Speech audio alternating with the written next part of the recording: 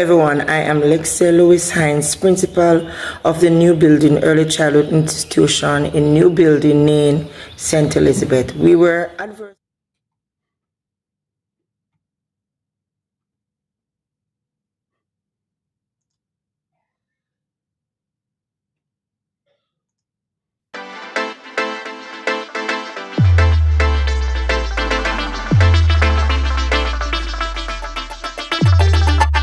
It's the Motivator here. This is where we translate our words into action and where success is ours for the taking. Today I have another inspiration. Yes, we are going to start momentarily. We're going to start a podcast today that will be truly inspirational. It will be a podcast that will astound you, both for its content, its quality, and the raising of consciousness. Okay. So wait and watch this space. It is coming right now to you, live and direct, and it will be one that you will appreciate. Let's go now, shall we? And if you haven't subscribed, I wish to encourage you to do so. For to subscribe to this channel will be to recognize that its contents are truly inspirational. And if you haven't commented on our past contributions, our past content, please, we invite you to do so.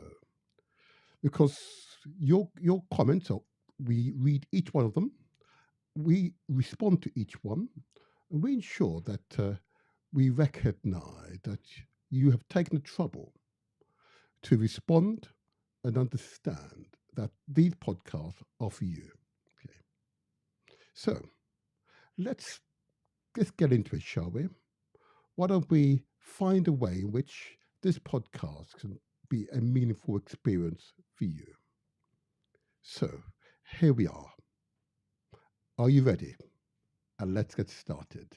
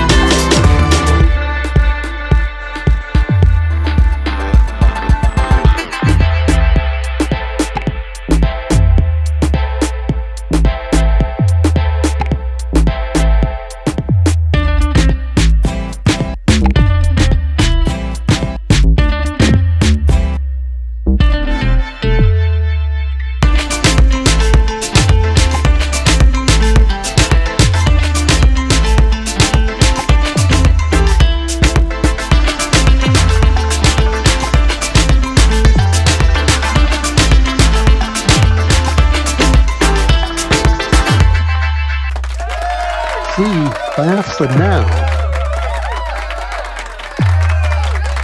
Free Biafra. Free Biafra Now. Free Biafra.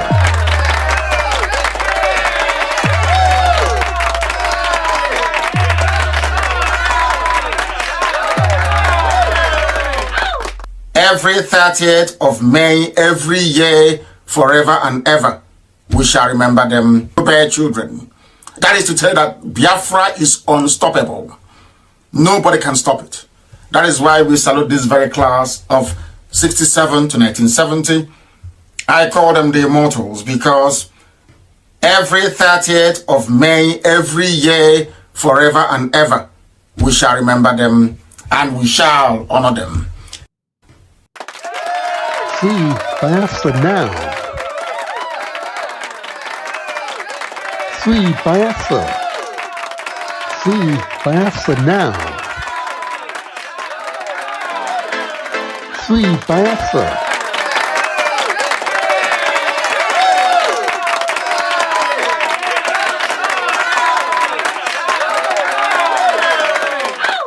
First of all, Nigeria is not my country. I was born a Biafran. My birth certificate reads Biafra, and no one has ever changed that. The fact that I was at some point or the other in possession of a Nigerian passport does not actually confer upon me their citizenship. I saw the Nigerian passport as a mere travel document because my birth certificate issued at the time of my birth reads Biafra. Nobody of a sane mind will condone or accept what is happening.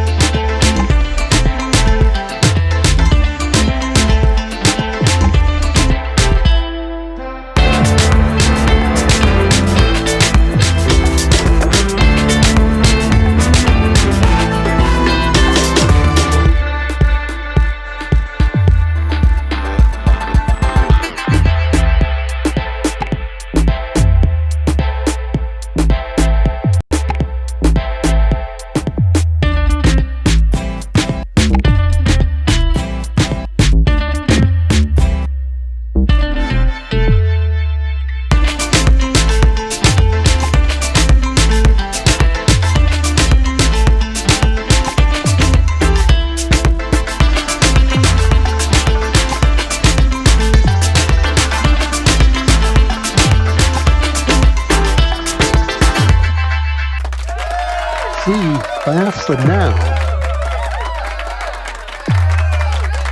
Free Biafra.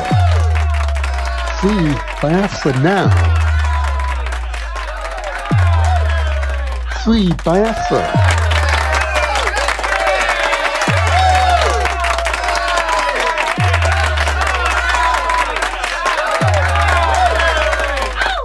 Every 30th of May, every year, forever and ever, we shall remember them, bear children. That is to tell that Biafra is unstoppable. Nobody can stop it. That is why we salute this very class of 67 to 1970.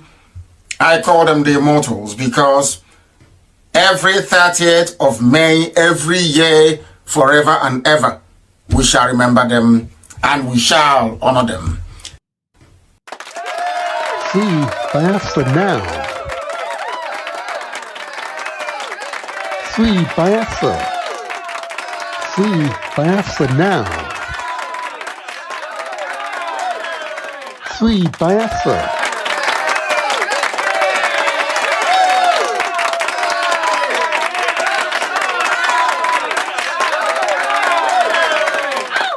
First of all, Nigeria is not my country. I was born a Biafran.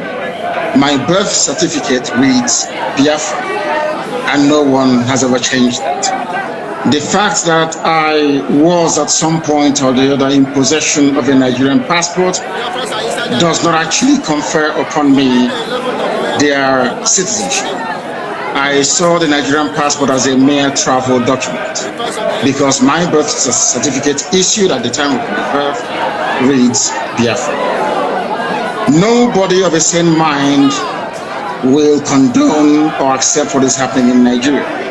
I believe that genuine attempts have been made in the past to try to remedy the wreck that Nigeria is today, but there was a palpable unwillingness on the part of the powers that be to do something about it. I detest suffering and pain. I hate to see people suffer. I hate to see people in pain. The only thing that propels me, the only thing that drives me towards this very agitation is not born out of hatred for anybody, but a desire to test freedom in our time. Free Biafra now. Free Biafra. Free Biafra now. Free Biafra.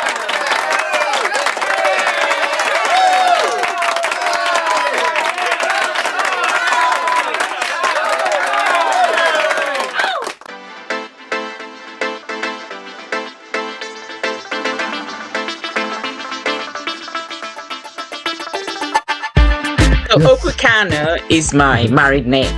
Yes. Okwu-Kanu is my father-in-law's name is Okwu. Okwu means words, to speak. Yes.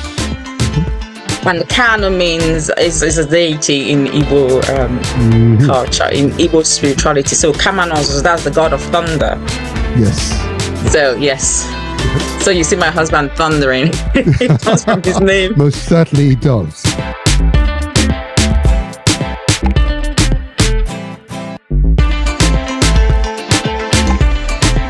Free Biafra.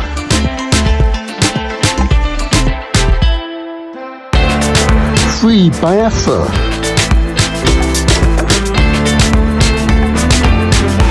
Free Biafra. Free Biafra. Free Biafra now. Free Biafra.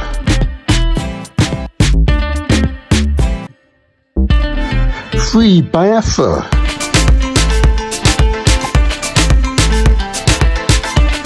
Free Biafra. Free Biafra. Free Biafra now.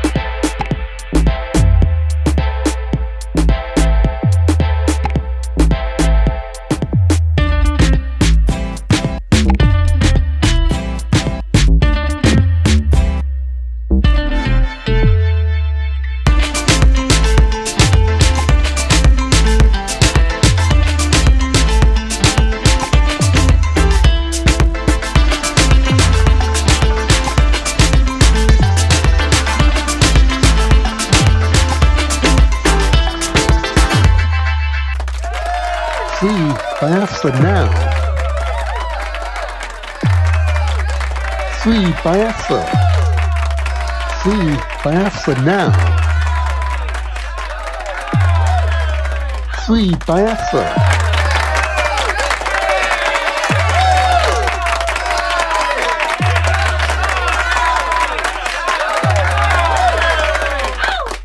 Every 30th of May, every year, forever and ever, we shall remember them, bear children. That is to tell that Biafra is unstoppable. Nobody can stop it. That is why we salute this very class of 67 to 1970. I call them the immortals because every 30th of May, every year, forever and ever, we shall remember them and we shall honor them. Free Biafra now. Free Biafra. Free Biafra now. Free Biafra.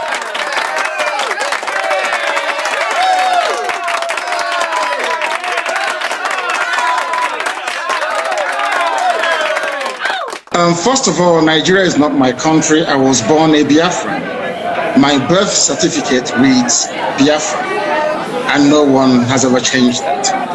The fact that I was at some point or the other in possession of a Nigerian passport does not actually confer upon me their citizenship.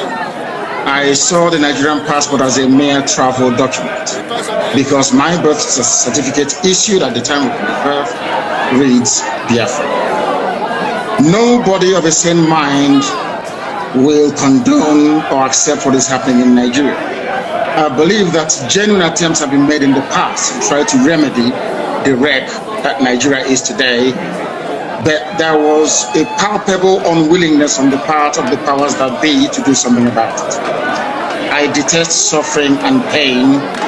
I hate to see people suffer. I hate to see people in pain. The only thing that propels me, the only thing that drives me towards this very agitation is not born out of hatred for anybody, but a desire to test freedom in our time. Free Biafra now. Free Biafra. Free Biafra now. Free Biafra.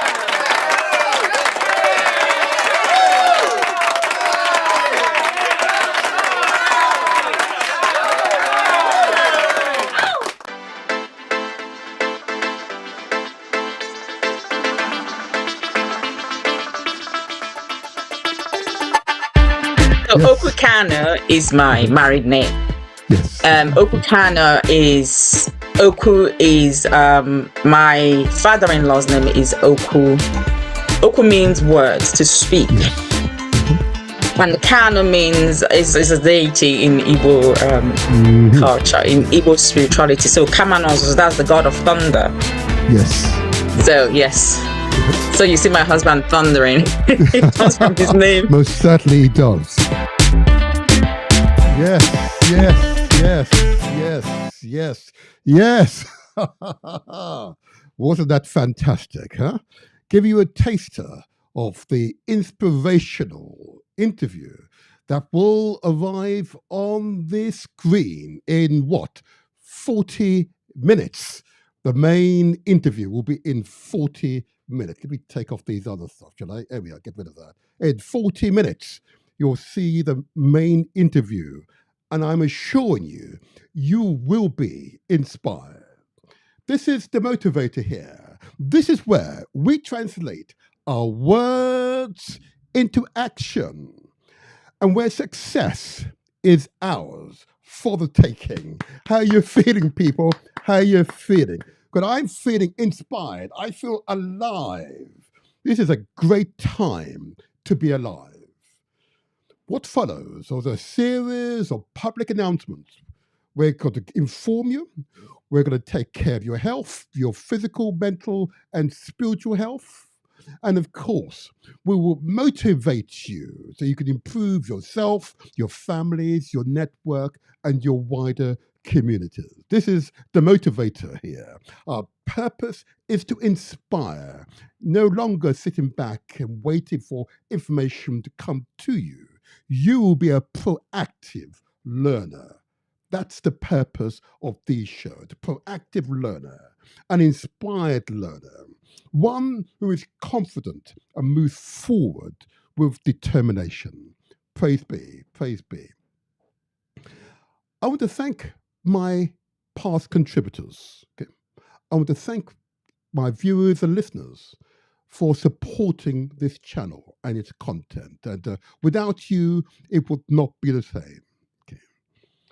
It does take time to prepare and ensure that the quality is of our mutual expectations, but it's pleasurable work. Working with the team, it is truly pleasurable work. But today's podcast will be a poignant and one that you would not forget.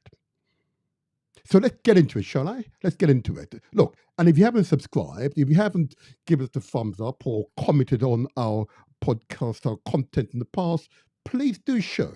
We welcome your commentary. We welcome your commentary. Let's go forward, shall we? Let's go forward. I want to first of all thank my past contributors, at least two of those past contributors. I believe they should be noted. And of course, as you would have all recognized, that we're only in the first few weeks of the new year. Okay. I want to thank my contributor of the last transmission, of course, in which we focused, yes, on a country of Nigeria, and it's going to be Nigeria today. Yeah, but we also looked at the country of Ethiopia and its significance. Okay? Ethiopia, one of only two countries on the continent not colonized. Vitally important to remember. And the Battle of Adwa was a battle in which Africans resisted European incursion into an African homeland. It is a moment in history not generally taught even on the continent together, most certainly not in the Caribbean, most certainly not here in Europe or the Americas. Okay. But it is up to us. It is our responsibility to ensure that the reasons why the Battle of Adwa is a powerful reminder that it is possible to resist incursion into the continent. In unity is strength. And if you haven't watched that particular transmission, go to our channel and seek it out. And it's entitled The American Bombed Nigeria. Mm-hmm. Ostensibly, we're told, in support of the Christian community, primarily Igbo community. But the bombs landed nowhere near that community. In fact, for the most part, it was totally ineffectual. I can only make one comment in respect of the 47th President of the United States of America. I encourage you to go to the inauguration of that particular president and observe, did he place his hands on the Bible and therefore take the oath of office? I note he failed to do so.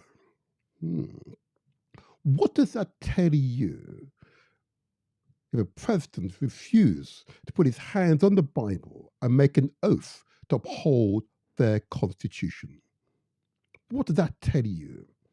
And if you are American, if you in doubt, please go back to the inauguration and observe.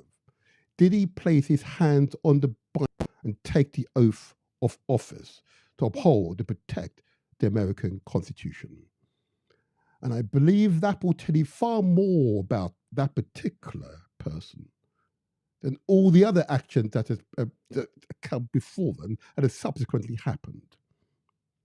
I rest my case for the moment. And if in doubt, please, I encourage you to write to us here on the Motivator Show. We spend a lot of time to prepare our content to ensure accuracy. If in doubt, there you are. Our email address is on the screen there. The Motivator Show 501 at gmail.com. I repeat, The Motivator Show 501 at gmail.com. We'll welcome your feedback. If we've got it wrong, I will humbly apologize in our next transmission. If I have it right, I equally ask you to acknowledge information is accurate. There you are. There you are. But I want to thank my guest because, of course, we were able to highlight one and repeat those words in unity is strength, okay? And understand the details around the American abduction of a head of state and what it meant and means for the people of the Caribbean and Africa.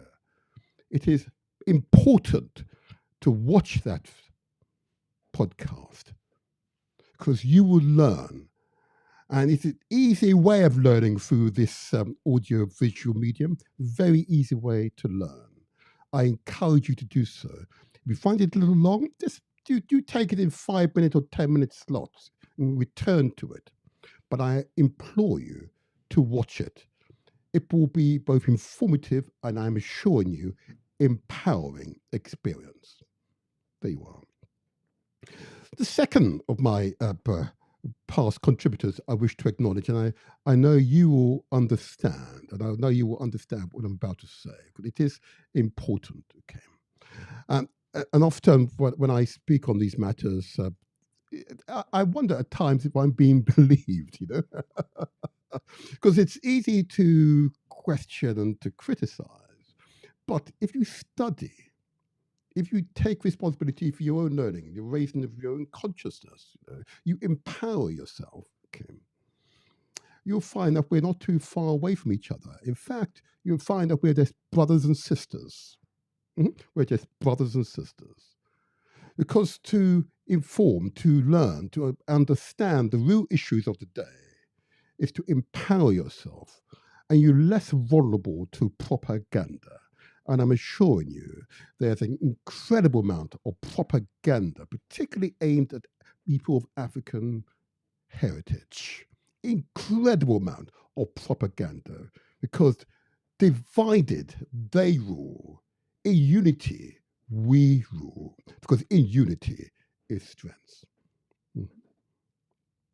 So I just want you to keep that in mind. Okay. There you are. Now I want to move forward. Here at this part of our, in this section of the Motivator Show, we're now really concerned about you, how you're living. Okay? I'm very conscious that far too many people, regardless of your ethnic origin, die long before your time. And it's primarily down to our lifestyle. When I say lifestyle, of course, I mean how we live our lives, you know, what we eat, what we do, in other words, exercise, our mental health, indeed our spiritual health. Taking all this into account is vitally important.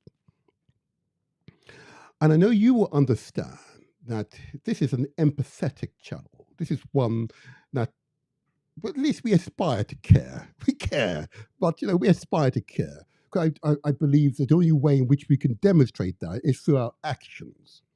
So we spend but a few minutes, only a few minutes, a handful of minutes, to assess and remind you to consider our lifestyles and how it's contributing to our physical, mental, indeed our spiritual health. And to be conscious that you can deliberately, through your deliberate conscious actions, improve the quality of your lives. And that's what we are concerned to do here at the Motivator Show. There are many of you out there who devoted your life to clinical, medical research, medical knowledge and application, doctors, nurses, yeah, healthcare assistants, yes, dentists, opticians, pharmacists, dedicated to improving and maintaining people's lives. And we acknowledge you. Our small contribution is to raise the consciousness of people that your lifestyle matters. And look, don't take my word for it or the motivator word for it. Take the word of the expert, those who've devoted their lives to this, those who have committed their academic, their entire careers to upholding and encouraging people to live longer, healthier lives. So we've just spent, just say, a moment or two and listen to this particular expert in the field, public health director for London, okay, who knows a thing or two about upholding your health and well-being. Just watch it, only for a few minutes, It just allows you to hear key health messages. This is the Motivator Show. Before we get into the heavy stuff, as it were, just watch this. Professor Kevin Fenton says, I'm a public health director. Here are 5 things you can do to improve your health. 1. Mindful and balanced eating. Nourish wisely. Eat whole, balanced meals with awareness to support energy and well-being.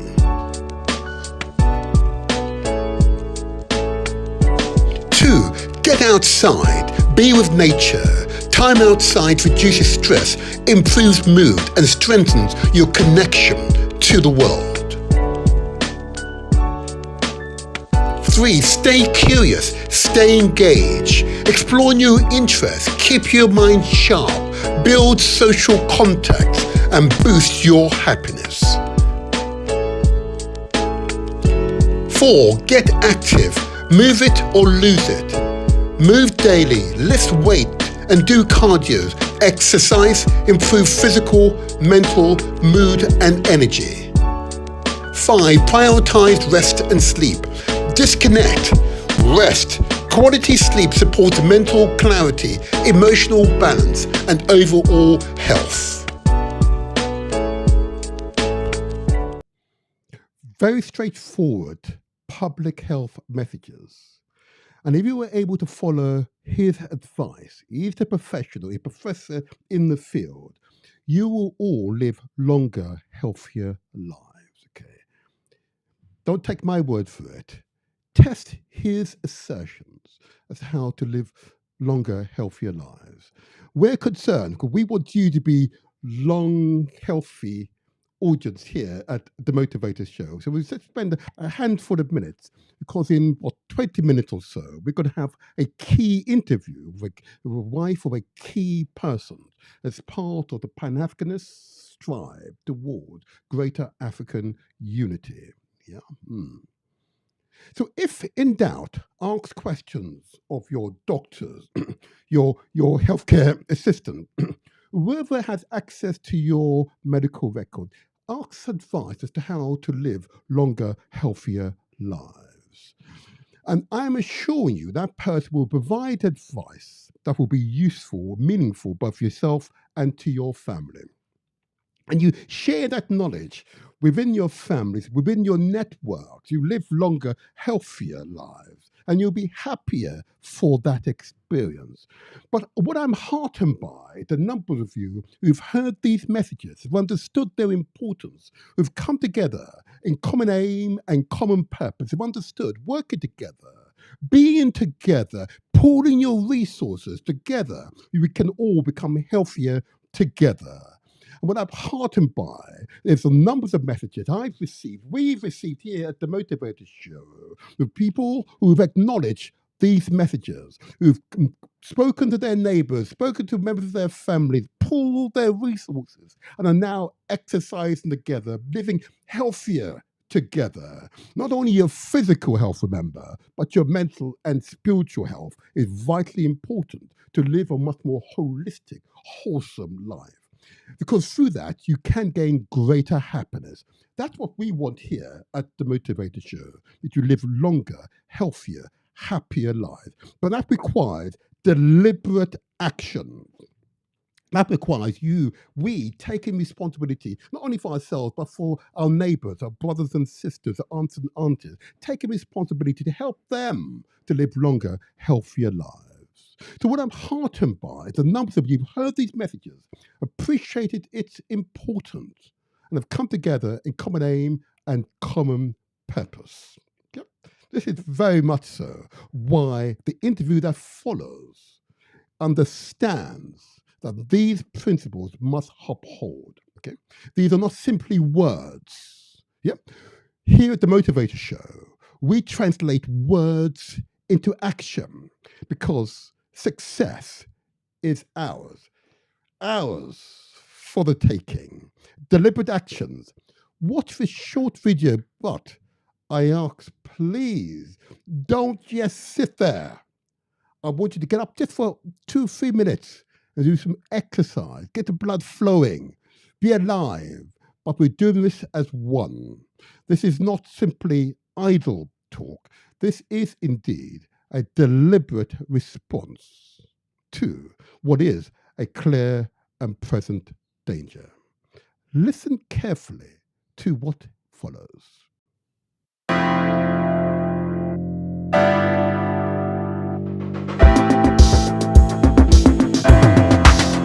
Yes. Come together with common aim and common purpose. Understanding if we pool our resources, we can exercise together. If you want to go fast, you should all by yourself. That's absolutely fine. If you want to go far, we do this together. Exercise together. You see on the screen, people are big and they're small, tall and they're short, wide and they're thin. Come together with common aim and common purpose. Exercise together. It's a meaningful exercise. There you go. I hope you're not sitting down. I hope you aren't doing this. Come on now. Oh, I can feel my bones creaking.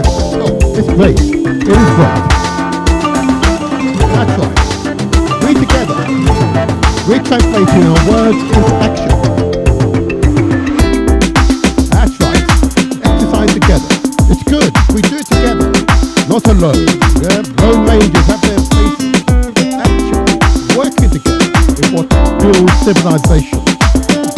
Close, robust, resilient civilizations. Yes. This is it. Yes, she's smiling. There you are. You see them. They're big and they're small. They're tall and they're short.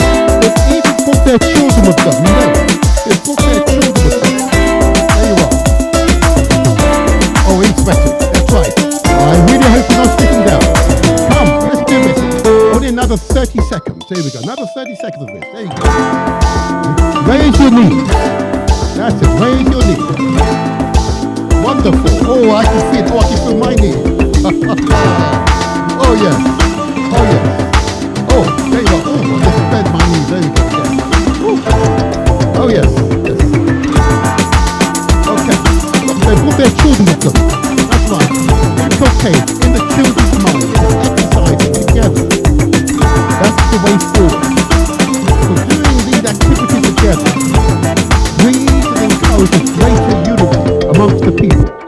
Well done, Ishmael. There you are. Look at that. There you are. Oh, there you are. Yes, it is. I hope you're doing this now, people. That's right. Oh yes, I can feel my heart racing now. That's right. Oh, can you feel your heart? Oh yes. Oh, I'm now beginning to sweat. Oh yeah. That's right. And that's what's important. There you are. That's right. That's it. Bend your knees up, put your arms up. That's right. Another 15 more seconds. There you are. Another 15 seconds.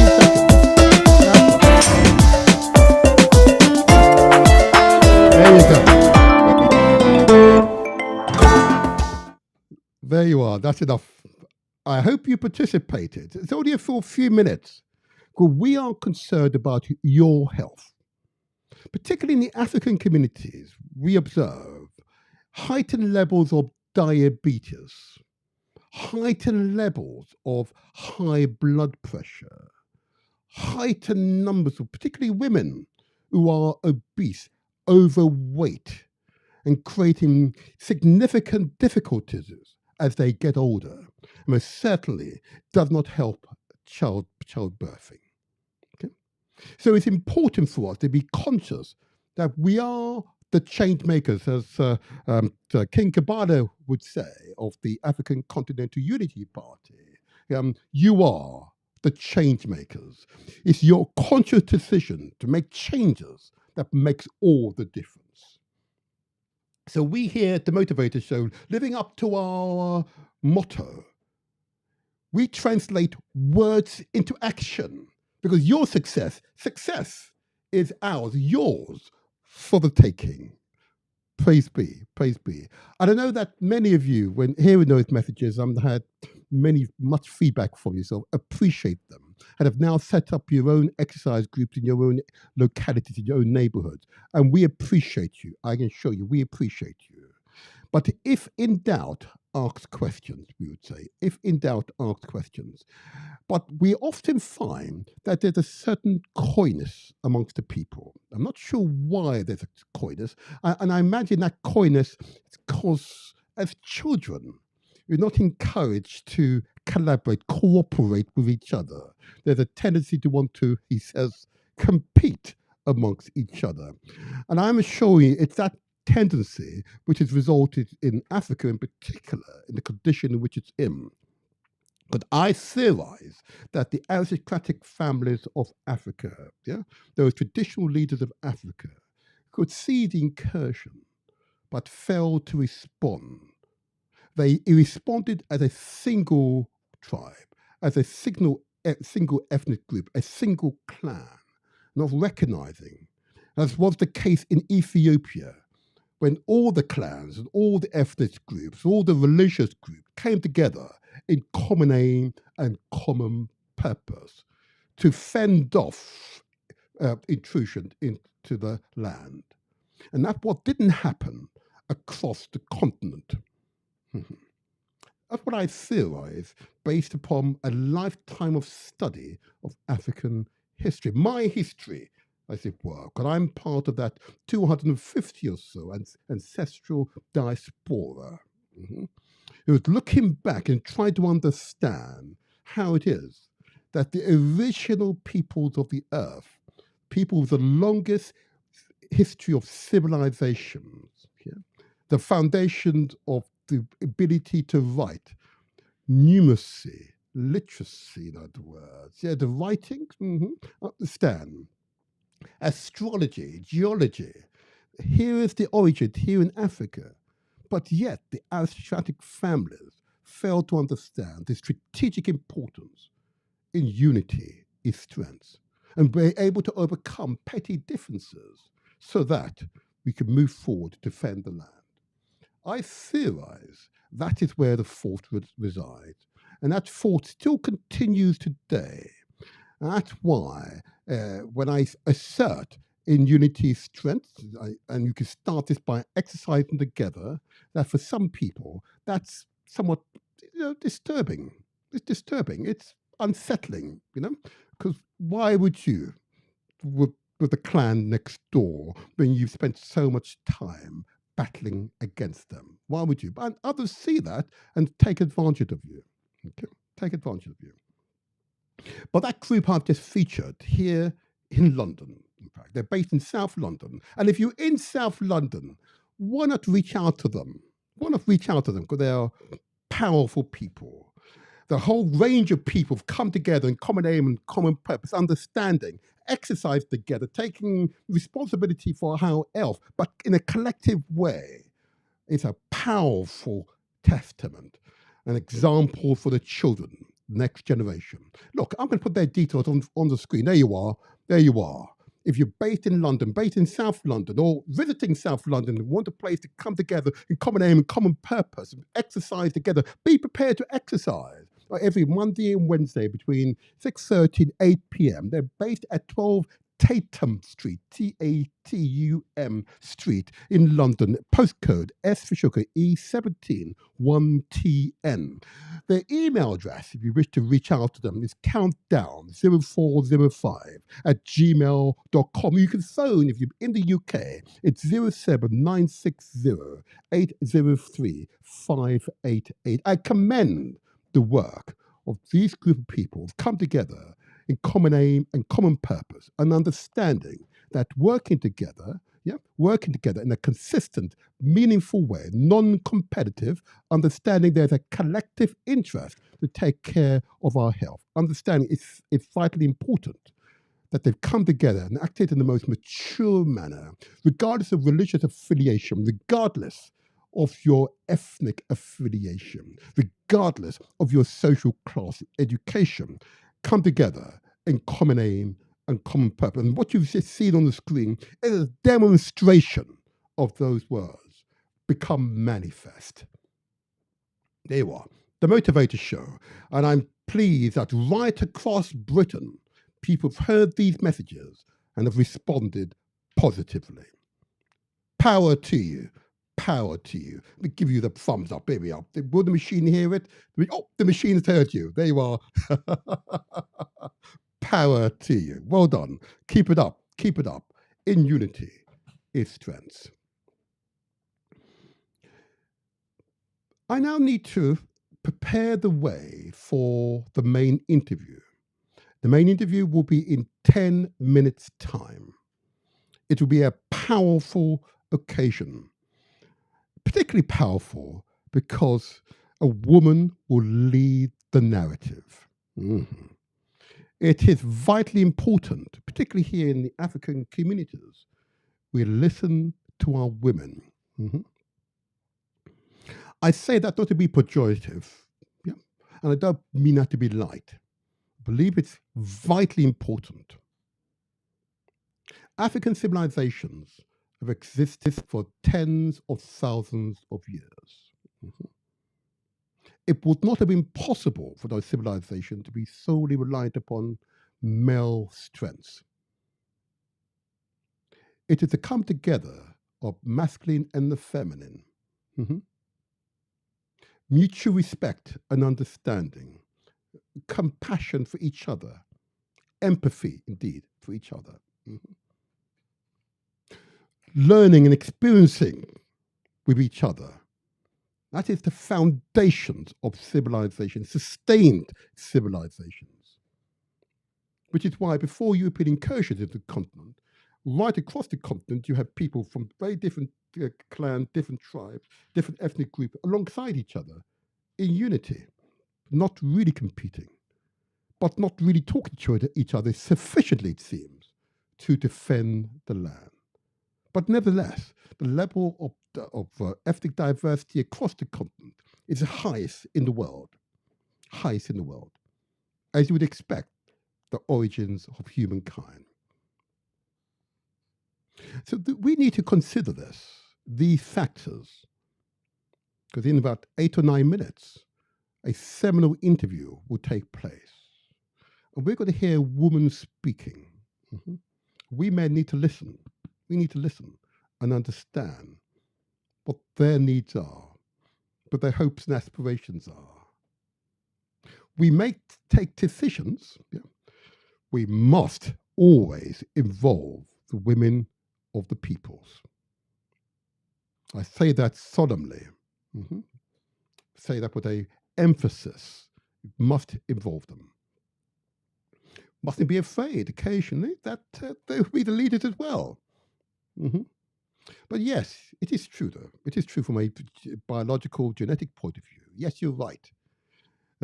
Men defended the land and provided so that the woman can multiply what is provided. Yes. Ultimately, we ensure the protection of women.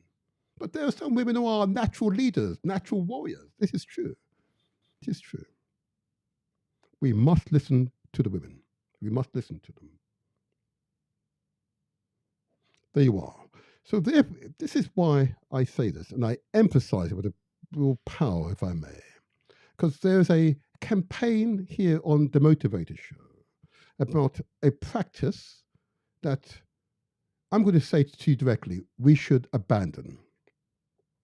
And this is a practice called FGM, female genital mutilation. I know that you're not expect this right now, but I want to mention it because I've encountered too many women for whom this is a reality. Or the cut. Told is for purity, preparation for marriage. Oh my gosh. To mutilate, to cut off a part of a woman's body cannot, I assert. And I really want to speak to the men, not the women. Like I've spoken to enough women. I want to speak to the men who wish to uphold this practice. I want to speak to the men. I really want to speak to the men. The men who suggest that FGM is right. But I have to tell you, I've spoken to quite a number of FGM, female genital mutilation survivors, who would say otherwise. I wish to bring to your attention someone who I know very, very well, who is indeed an FGM survivor. I'm going to put details of her organization on the screen. I just want to take 2 minutes to explain its importance to you. There you go. Her name, she's a remarkable human being, and is a former mayor of Southwark here in London. She's the founder of Unshackled Duma. Unshackled Duma is a Southwark or London-based organisation that empowers women and girls, particularly from Black, Asian, and so-called minority ethnic Muslim communities. The organisation focuses on promoting self-empowerment, autonomy, and advocacy, with a strong emphasis on combating female genital mutilation, FGM. It raises awareness about FGM's harmful impacts and effects, supports survivors, and works towards eradicating the practice. If you've been affected by these words, if you're a man who's got a wife or sisters who may be affected by this practice, reach out to Councillor Naima Ali. She's a councillor here in London. Okay? Email address is unshackledduma, followed by digit2@gmail.com. I implore you not to sit there and shake your head. I implore you to reach out to her and become part of the campaign to eradicate this practice. But if you're a man who are supportive of this practice, I'd love to hear from you. I'd love to hear from you, okay? Love to hear from you. But there you are. Details, I would contact Councillor Naima Ali, Unshackled Duma, followed by digit2@gmail.com. But if you are a man who are in support of FGM or the cut for purification purposes, okay, I'd love to hear from you. Please reach out to us. We want to hear from you. Oh yeah, we'd love to hear from you. We've attempted to set up a podcast just for you. We're not going to criticize you in public. We just want to understand. So reach out to us if you are a man and wish to defend FGM or the cut. We'd like to talk to you. Again, our email address is themotivatorShow501@gmail.com. Please reach out to us. We'd love to hear from you so we can prepare the way for the podcast. Okay. And before we go to the main event, will be in approximately 7 minutes. There is another campaign, and many of you will appreciate this one, which is close to my heart. Land of my birth, Jamaica.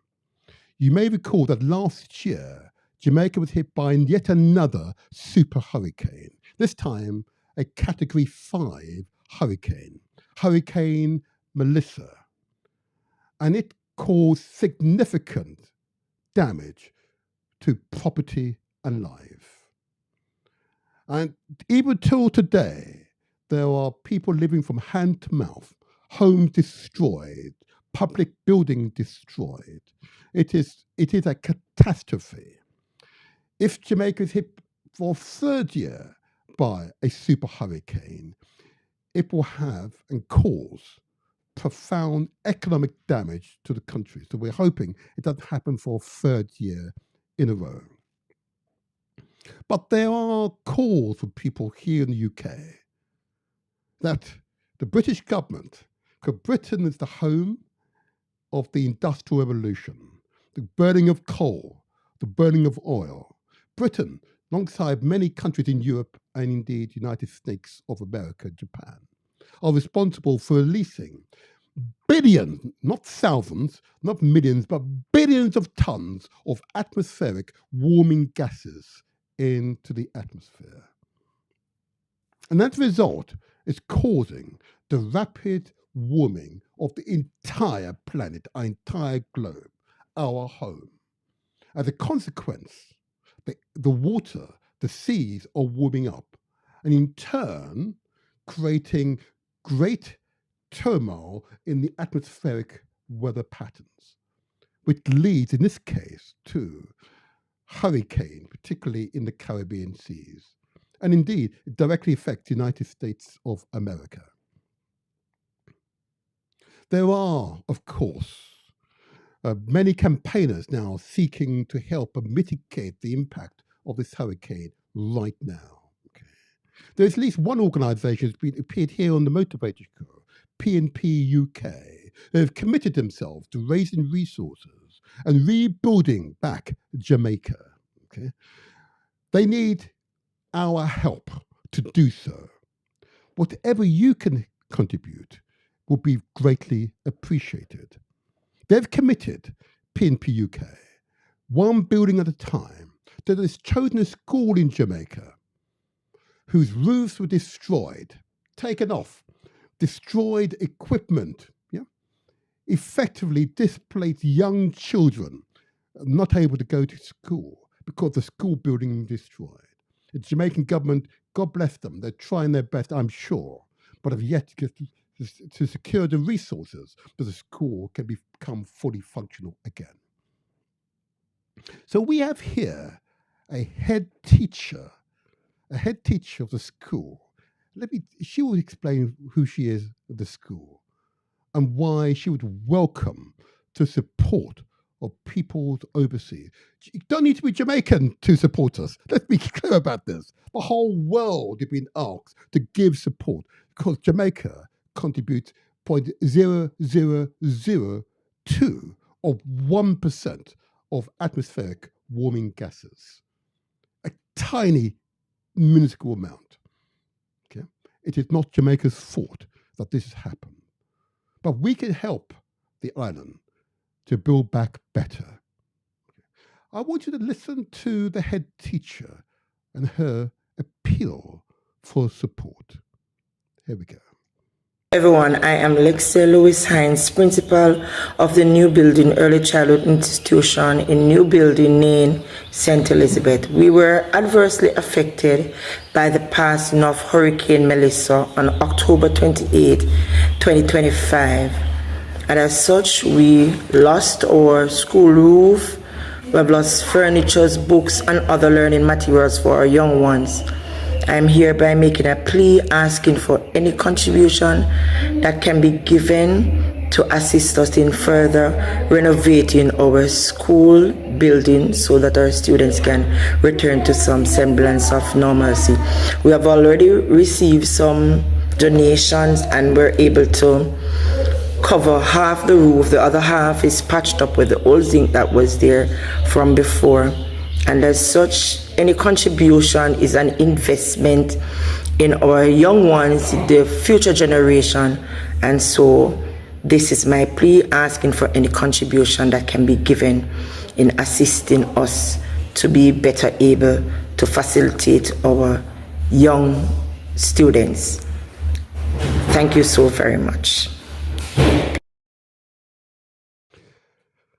And I hope that has touched your heart. I get it. The principle is appealing. So we say to you, if you can make a small contribution, just what you can afford, please do not overextend yourself.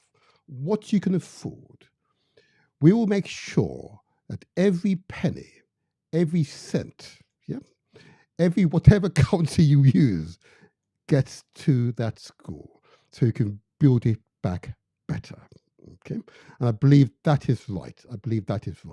But if in doubt, we say ask questions. So here we are. Put the details of PNP UK. There you are.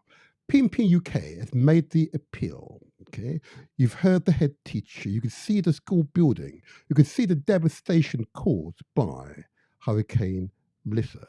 Send your contributions to NatWest Bank. It's sort code 600802, account number 29861233, and in the bank's reference put DRF Melissa.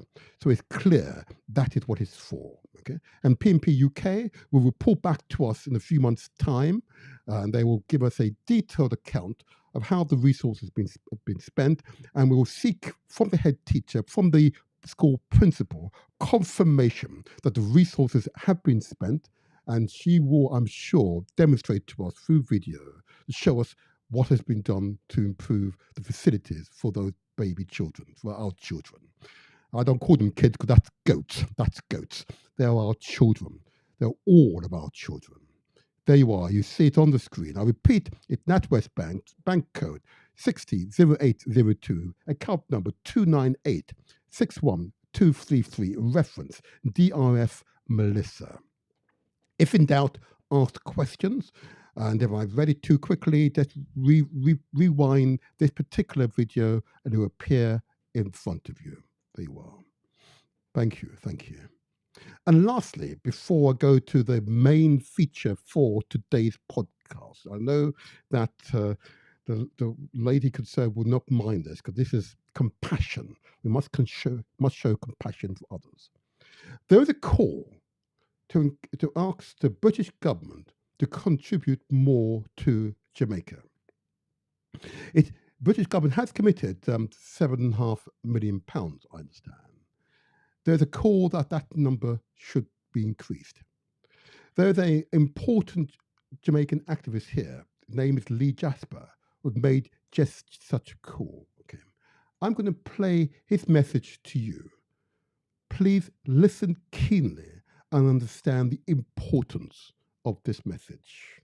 Hey family, my name's Lee Jasper. I'm a veteran activist here from London, England. And I just want to talk about Hurricane Melissa and the British government and the UK Prime Minister Keir Starmer's response to that hurricane. Family, look, Jamaica and areas of the Caribbean are on its knees. People are desperate, homeless, unable to access medical supplies and treatment. Children are left homeless because their grandmother's house has been completely obliterated. People are unable to go to school. People have no valid forms of employment. And all Britain can offer is £7 million. I mean, it's a disgusting insult to the Jamaican community. And we should be very clear in terms of what our response should be. I'm not sure what we're supposed to say, but thank you to Keir Starmer for 7 million change. I could find more change down the back of this sofa than Starmer seems to have found for Jamaica. And just imagine, people, we spent 20 billion on war for the Ukrainians, 20 billion.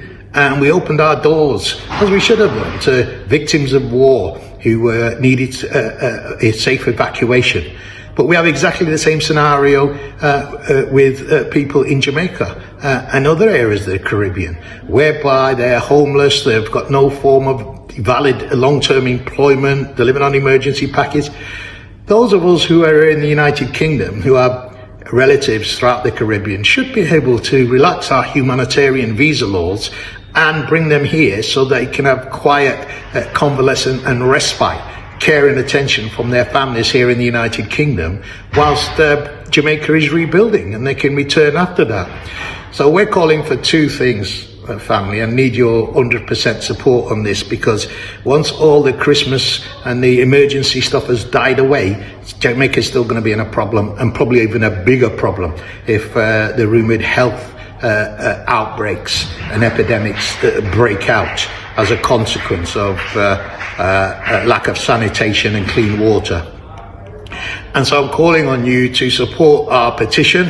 You might be able to see the QR code there if I just move to the side. Here is the QR code.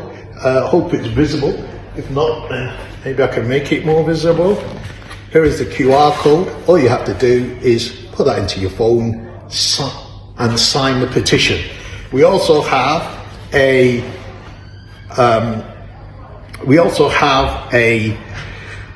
done one meeting in Brixton. We're doing another in Tottenham Hale, and we're having another hurricane emergency meeting in Wales, Manchester, as well as Preston.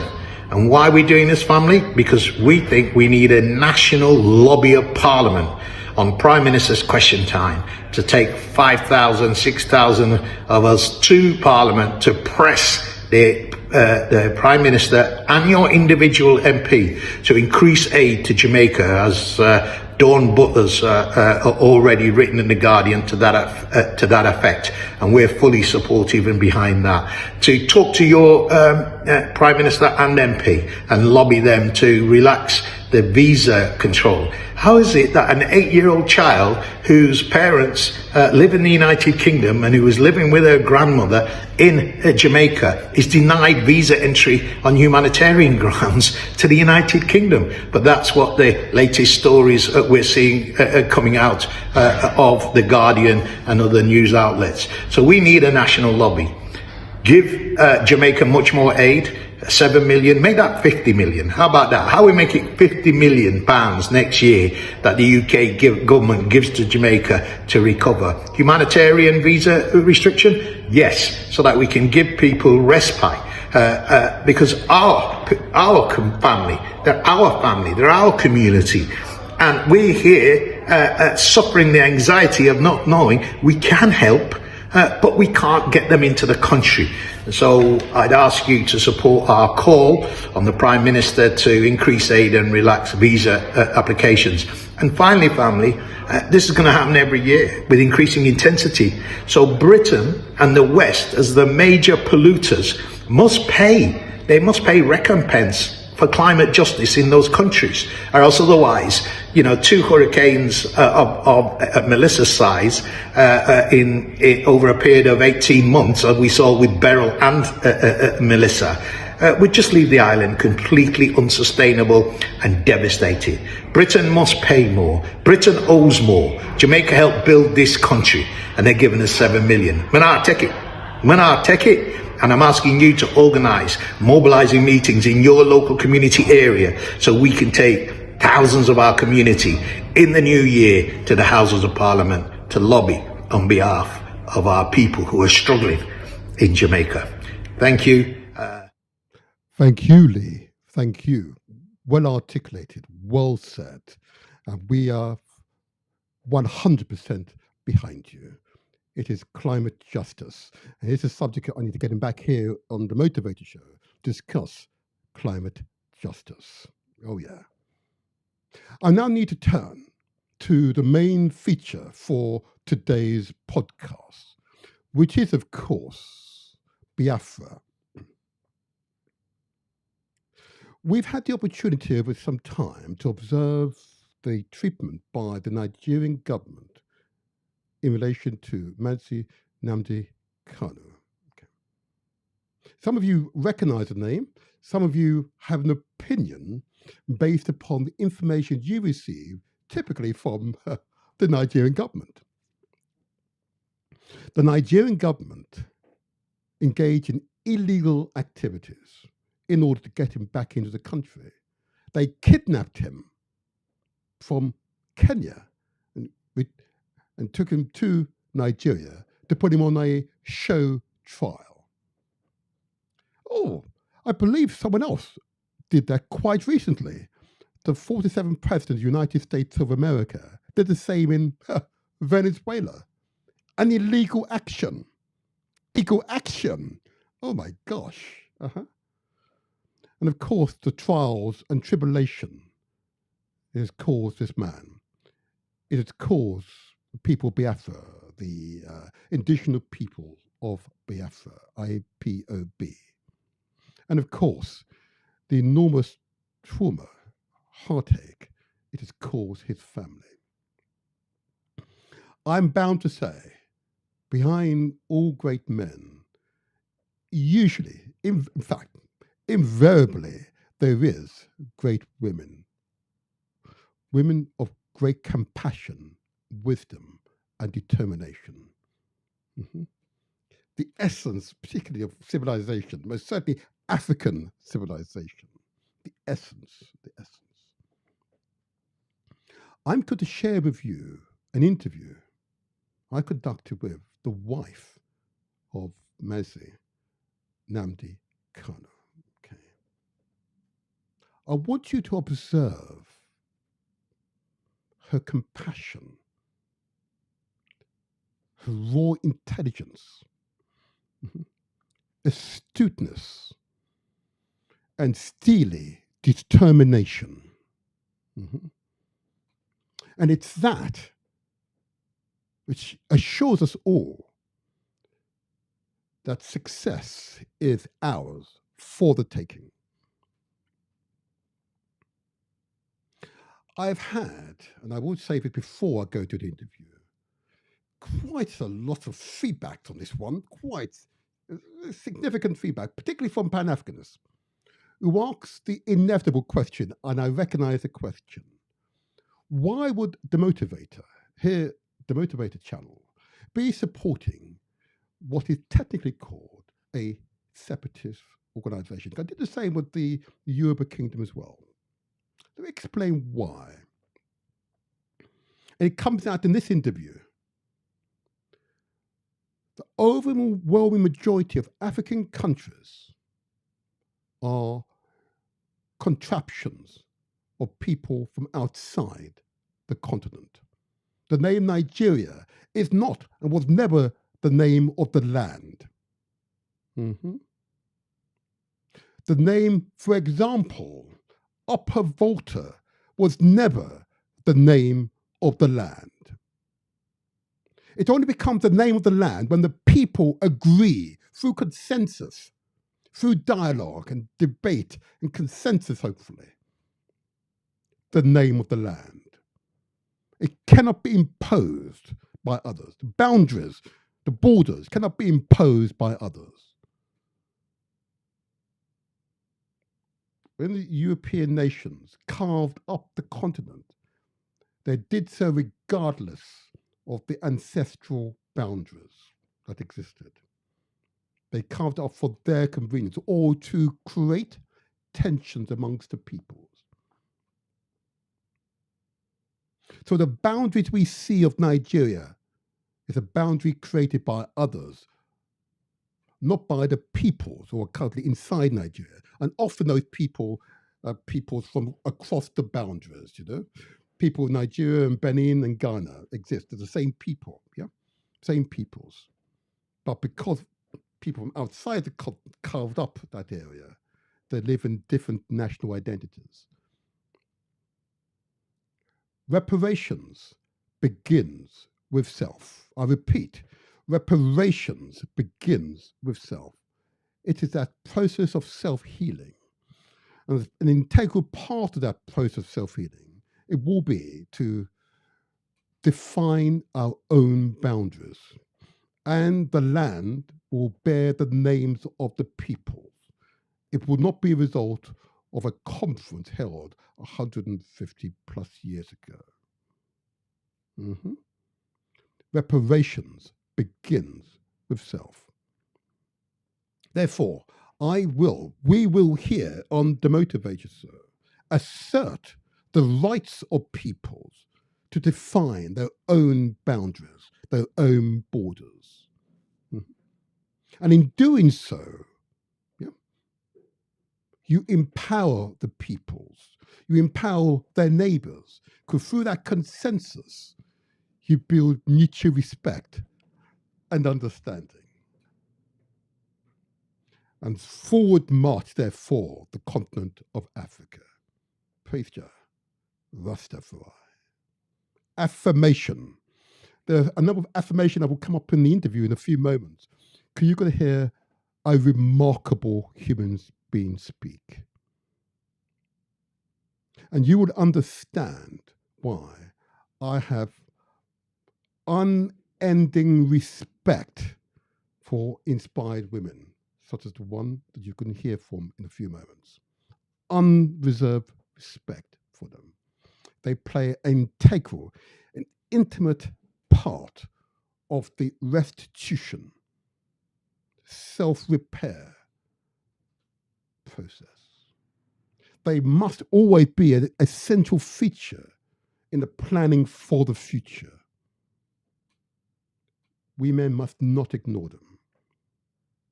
Praise Jah, That's the voice. So let me move forward now. I want you to hear the words of this remarkable human being. If in doubt, ask questions. Don't sit there. Don't, think, oh no, I can't do this. You can. You have the power to define. Listen carefully to what follows. And this is a part of the interview. The entire podcast will be published within the next 24 hours. But this is a part of the interview, a substantial part of the interview. Praise be. It's the Motivator here. This is where we translate our words into action and where success is ours for the taking. Today I have another inspirational podcast. I have, as usual, another inspired African woman, a woman proud, a woman who's strong, intelligent, compassionate, a woman whose strength has received international acclaim, a mother, a wife, a woman of distinction. Now, you could see her on the screen, and I am so proud to have her here in the Motivator Show studios. I'm going to invite her for the pleasure of the audience to introduce herself to you. I'm going to invite you, ma'am, to just state your name, organization, and I might at the end of it ask you to explain for the benefit of my audience the meaning of your name. Over to you. Thank you very much, Martin, and good morning from here. Mhm. And good evening, good afternoon to everyone listening to me, depending on where you're listening to me from. I say good morning, good afternoon, and good evening, or even good night. My name is Loolo Uchechi Okwu-Kanu, and I am the wife of the leader of Indigenous People of Biafra, which you know as IPOB, and a mother of two, and a mother to the IPOB members as well. You And the are. Biafran at large, yes. Mhm, So mhm. yes, thank you. Thank you for having me, Martin. It is a pleasure. It is a pleasure. Your name, you've rung up. You described your name very quickly, and you must forgive us here. I'm of the diaspora, so we've been away from the continent for so long. So we've heard the names, but we want to understand and appreciate the meaning of your name. Please, just share with us, just to help us along. Go ahead. Go ahead. Thank you. Mhm, Thank you, Martin. Thank yes. you very much. The meaning of my names are Loolo is a Mhm, title. It's mhm. like an it's used, it's for an endearment to Yes. to show that you're loved and respected as a wife of Yes. a man. So some do Yes. get it as a title, bestowed on them during cultural rituals and things. They do get it as a title alongside their Mhm, husband when they're mhm. crowned chief or Yes. nze. Yes. But everyone who is married is endeared as Lala. Lala. Yes. Lala. So, Yes. Okay. but Uche Chigeme, I go like you talked about your English name. I have an English name. It's called Ruth. Okay. A very strong name, yeah. So he's a Christian. Yeah, well, of course, Yes. we are all Christians Yes. by birth automatically. Once you're giving birth in my place in the southeast Mhm, part of Nigeria, you mhm, automatically a Christian. And then when mhm. you grow up, you find your path. So Uche Chigeme is the will of God. It means the will Yes. of God will happen. So I go by Mhm, Uchechi, but over the years, all that I have been through, all that I have encountered, all that I mhm, have had to endure, and mhm. alone, and having to emerge with some sort of higher strength Yes. than previous strength before the occurrence of the event Mhm, has it opened a different side of me, mm, and mhm. the name came forth to become Uchechi Geme. So Uchechi just simply means the will of God. But Uchechi Okay. means is an affirmation, and is an affirmation locked, that the will of God will happen. So in every situation, it is the will of God that will happen. Whatever happens, it means that it is the Yes. will of God, not that of man. So Mm-hmm. that is why I go by that long Uchechi Mm-hmm. And my Okay. surname, my maiden name is Mm. Anyanwu. It Mm-hmm. means the sun. Aha. Okay. It means the sun. So Anyanwu means Yes. sunshine or sun, yeah. But Right. I growing up, I when I come out in the morning, Mhm. sometimes I come with it's like you're looking at me and I'm aligning with the morning sun. So Yes. I would shine in the eyes of people and they would Mm. scream, "Oh, Anyanwu Toto," they call that. So I Yes. just, I'm making more meaning to my Yes. name. So Uh-huh. I added the Yes. Anyanwu Toto. So that's what I'm called. I'm fondly called Anyanwu Toto. So Anya I put the Toto. Toto means morning. So Aha. Anyanwu means sunshine. Oh, so morning Sunshine. sun. Yeah. Oh wow. Yes. Yes. And And yes. indeed. So Yes. Okwu-Kanu is my Uh-huh. married name. Yes. Uh-huh.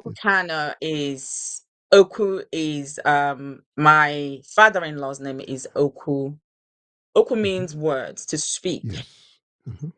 And Kanu means is a deity in Igbo Mm-hmm. culture, Yes, it in is. Igbo It is. spirituality. So Kamanos, that's the god of thunder. Yes. So Yes. yes. Yeah. So you see my husband thundering. It comes from his name. Most certainly he does. Yes. Yes. Most certainly. Yes. Wow. So these are Wow. the meanings of my names. You know, Thank you. I know. Thank you. You described it so poetically. You can, and we here in the diaspora can appreciate you because you describe it with such poetry and such confidence. And that is what we want to hear and see and experience. We thank you. We thank you for continuing and ensuring the culture and tradition has continued, and that we are not simply going by other people's names. It is our name that you are continuing and upholding our culture and traditions. No, we thank you. We thank you. Oh, well done. Thank you. And you smiled all the way through and you described it. Thank you. Thank you. I always smile. Even in pain, Mm, I smile and I know. just keep smiling. Yes. And with that in mind and taking on board descriptions of your name, you spent a significant amount of you were born in this country, so in Britain. So did you find that British people, you said you used to go by the name Ruth, why not go by your African name here in Britain? And insist that English people pronounce your African name. Okay. First of all, Mhm. I wasn't born here. I know people they Oh, think that right. I was born Okay. here. Oh, I got up I there. was There you are. yes. Wasn't born here. I schooled here. Ah, Um yeah, so I visited and then schooled and that's all I basically. understand. But Mhm. part of my formation age and year was in Igbo land. Aha, right. Mhm. Yes. So, when you have your legal document and you have the first name, you have someone actually just decides to make your English name, Christian name, your first name rather than your Oh, middle right. name. Ah, So I that see. is how it's happened. But Mm. um, surprisingly, people like to call me Uche. Uche. Okay. Uh-huh. Yeah, they like to call me Uche. Even English people, they who are very close to me, they call me Uche. Uh-huh. They prefer Yes. Uche Yes. to Ruth. So they just call me Uche. They like it. Uh-huh. So Yes. yeah, Absolutely. but I don't Absolutely. force people to they call. But our children they go by Igbo name, and you have to call Aha. it, and you have to pronounce it as it should Absolutely. be.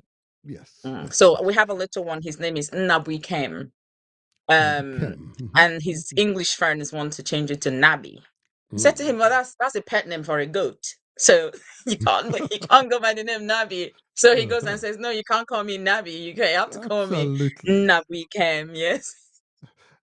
assert your cultural heritage. That's what we want to hear. Absolutely, And we yes. appreciate you. We appreciate you. You know?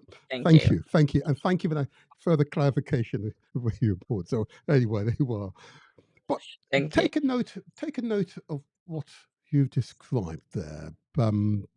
Immigrant communities in Britain can easily forget their origins, I've noted, you know, and totally, as it were, assimilate, as it were. Okay. But of course, Yes. your parents, I understand, considered it important that you were immersed in Igbo culture, language, and tradition. I'm sure you understood your Nigerian heritage and history of Biafra, including, of course, the devastating 1967-1970 Nigerian Civil War, and concerned about the modernization, of course, resource distribution, and of course, political alienation within Nigeria. How did this upbringing affect your attitude toward Britain, where we are now, and indeed your choice of career? I know it's a long question, but I need context. Yeah. Yeah. Okay. Okay, so I would take the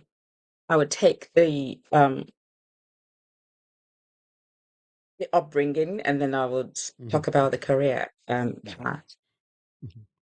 So growing up as a child, deeply rooted in Igbo culture and history, especially with the knowledge of Biafra's painful past and ongoing struggles. Yes. It instilled in me a strong sense of identity and reality. While Britain is my home, as it is now, but the Nigerian heritage, mind you, Nigeria is a geopolitical name, you know, so there Very isn't much so. actually a person who is a Nigerian. I mean, is a contraption where different ethnic groups and tribes, you know, are brought together and locked and given a name as Nigeria. So we actually, but it is what is existing. So we will go by the name. But no one is actually a Nigerian. So, but that heritage. Forgive me for interrupting. I'm going to concede that point also. Right? It is a contraption, and at some point, this is why I'm very much a Pan-Africanist. The correct names will be applied to that part of the land. Okay, so I take that. I'm going to take that descriptor back. I'm never going to refer to you as being a Nigerian. Okay, there you are. Sorry. Nnamdi Kanu says, desire to test freedom in our time. Nigeria was not constructed by a Yoruba man. If it were, I would have perhaps accepted. Nigeria was not created by a Fulani man. If that was the case, who knows, I may accept. Nigeria was not created by a Hausa man either. It wasn't created by a Nupe man. It wasn't created by a Gwari man, never created by a Jukun man. Nigeria was not created by an Ijo man, not created by an Ibibio man. Nigeria was created by a white man and named by a white woman. The name Nigeria means awful, bad, evil. It, which is a swear word, is a slur in America. If a white person calls a black person, they might end up in jail. Then why should I answer a name that is abhorrent before God and before man? Nobody came from all these ethnic groups. They never got together to say, as from today our name should be Nigeria. A white man determined that. I cannot go to England and say to English people, I want to rename Liverpool. I want to give it another name. I'm sure they'll think I'm mentally, unstable and put me in jail. Now, the problem is this. Why should Africans accept the name Nigeria? It doesn't mean anything in Yoruba language, doesn't mean anything in Hausa language, doesn't mean anything in Igbo language, but yet we are Africans. So I see it as a relic, or should I say a vestige of racism. I see Nigeria as an abomination, not just before God, but before man as well. Those with common sense, that is the reason why I like Thomas Sankara. Thomas Sankara changed the name from Upper Volta, that had no meaning, to Burkina Faso. Now, I wonder why educated, very savvy and enlightened Nigerians cannot see it. I Yes. interrupted. Go ahead. Mhm. Continue. Sorry. So my Igbo heritage, as Mm-hmm. I was saying, it shaped my worldview because Yes. who we are usually shape our worldview, and Mm. sometimes it seeps in into our career path, some unconsciously, and that actually fueled my commitment to justice, human Mm-hmm. rights, and Mm-hmm. advocacy, driving me to work towards political inclusion. This is coming from the side of my husband, which I Mm-hmm. happen to be connected to, Mm-hmm. and the empowerment of marginalized communities. Like I said, I wasn't born here in Mm-hmm. Britain, Mm-hmm. but my early identity wasn't shaped by the experience of growing up in a Mm-hmm. diaspora community. So instead, I was Mm-hmm. raised fully within Igbo culture, Mm-hmm. surrounded by my language, traditions, beautiful traditions, Mm-hmm. and the historical memory of who we truly are and the Biafran Mm-hmm. ordeal. Mm-hmm. So my Mm-hmm. my parents didn't have to, preserve anything, or so I just simply lived in that Right. identity and I Yes. absorbed it Yes. naturally.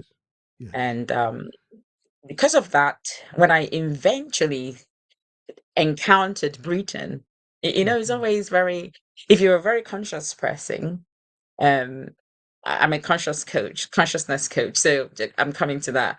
Ah. Um, yeah. So if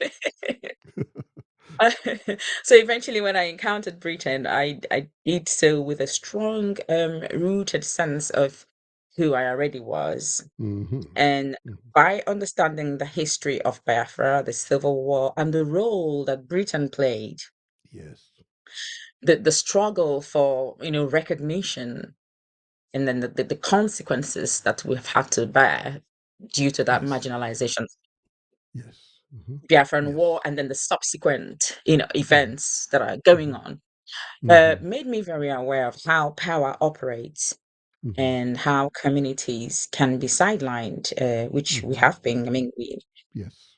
so that awareness shaped how I viewed Britain, and I still view them with Mm-hmm. appreciation. Don't get me wrong, for its opportunities, because Mm-hmm. it's a well molded system where things are working, Mm-hmm. made by humans, not by not by angels. Mm-hmm. Um, but also with a very critical understanding of its own complexities around Yes. our identity, belongings, and justice. Mm-hmm. So that's the background that influenced my career choice. Mm-hmm. So career wise, you know how you finish school and then you're having to kind of go to a different path, not actually or exactly what you studied um, in the university, due to the system that we always Mm-hmm. talk about. So I'm a Mm-hmm. graduate of geology. Mm-hmm. Yes. Um, Mm-hmm. I studied geology in the University of Ibadan in Mm-hmm. Nigeria, and then I had my master's degree here Mm-hmm. in Yes. risk, disaster, and environmental management. Mm-hmm. And then my career path went from being a geoscientist into, when I came here and finished, and then I went into the academic side of career, where I worked as a business continuity. I implemented, in fact, I pioneered business continuity at the University of Huddersfield. Mm-hmm. Um, Okay. and then I shifted into supply chain, and then moved into, and so all of this has to do with planning. Everything I do has to do with master planning, underneath planning, in anticipation of fruition, of a project, and the rest of it. So, Mm-hmm. and then I moved into supply chain work as a master planner. Mm-hmm. Afterwards, worked as a planning manager at Coca-Cola. Mm-hmm. um and then, but there's subsequent issues and problems I have to, like dealing with the government, my husband's Yes. incarceration, Yes. Yes. pregnancy, and all of that. So Yes. career started Yes. to just go a little bit, and we all evolve as we encounter um challenges in our lives. So Yes. Yes. through that, and I went through awakening, spiritual awakening, and I went through this dark part after I lost my mom, and but by the grace of God, I went through spiritual awakening where a lot of things were made meanings. I mean, were made open to me, and I began to see things differently, and that moved me to become a consciousness coach, so a transformative life coach. So that is what I do currently. And then I Mm-hmm. do teach on consciousness, so like advocating for human consciousness, which is what is the base line, the bed rock of life, and Absolutely. how we Absolutely. appear in our Absolutely. systems, in our society. Yes. The consciousness is what makes a society good or bad or evil or ugly rather. Yes. So It, that is my it career is. path. So this is what Okay. influenced Yes. my navigation. Yes, and I read this, and I found it fascinating. This uh, very Christian term, this road to Damascus, as it were, this realization, the opening of your eyes, raise consciousness. Uh, but I couldn't get a sense is what stimulated it. What was the trigger? I wondered. Hmm. Well, trigger is always you're broken. You are broken. Or a catalyst, if you like, the It's catalyst. the it's, yes, so it's a catalyst that the brokenness becomes the catalyst. It Mm-hmm. propels you, and because you are already a certain kind of person, you either give part to the dark side of things, or you give way to the the light, Mm-hmm. which helps you understand the reason why things happen, why people are who they are, why they do Yes. things the way they do, and why Yes. that thing is happening in that moment, and how Yes. you as a person need to percept it and accept it and find another way to deal with it rather than letting it swallow you or feeling so pressurized that you go down rather than standing up and fighting and understanding battles. I taught something last before Christmas about battles, Mm-hmm. and that everything that we face in life is a battle, Yes. and sometimes we just face our everyday life or challenges without actually understanding the true meaning, what that battle is, and then finding the tools, the right tools that you can use to deal with that battle. And not just the right tool, the timing as well. At what point you apply these tools will determine the outcome of your determine the outcome Very, rather. Yeah. So very wise. yeah. Very So wise. Wow. I'd love to probe you further on this, but I'm just conscious. I want to ask you other question, but you're absolutely right. This is here on the Motivator Show, what we seek to do to inspire, to motivate people to take responsibility in their lives, to effect those changes that benefit them, their families, their network, and the wider society. mhm. Wow. You and I have not spoken prior to this, so this has not been orchestrated audio just for the benefit of the audience. Interesting, interesting. Thank you. All great men need women like yourself. There's no doubt. So my next question for you, and thank you for your response to my last one. And I hope you don't mind if I ask this question. I know this channel is maybe political, but it has very much a sort of cultural consciousness. Uh, the question that I have quite a few women here who want to. I'm compelled to ask this question. How and when did you meet your husband, Nnamdi Kanu, and what most impressed you about him? Mm, interesting. Yeah. I've been asked this question once, but that was on I'm Radio sure. Biafra. Um, it's interesting having to go back in time to recall the day I met him. Mhm. I met him several years ago, about 24 years now. Yep. 24 years ago. Yeah, so 24 years. Mhm. We had traveled to the village. I'd finished my secondary education, and I was preparing for the jam because thing is college here, and in Nigeria you have to write joint matriculation. It's a joint admission and matriculation board examination. It's called JAMB.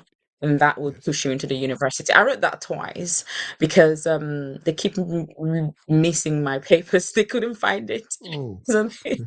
they would give me a result, say your result was omitted. That's what we talk about, systems, how things should happen in a society. Um not wasting children's years just writing exams that you can't guarantee that you have actually marked their papers, and you don't know Mhm. where the papers are. You just say it's omitted and that's it, and there's nothing anybody can do about. That's 1 year gone.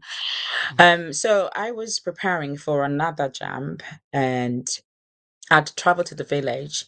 I escorted my cousins who visited.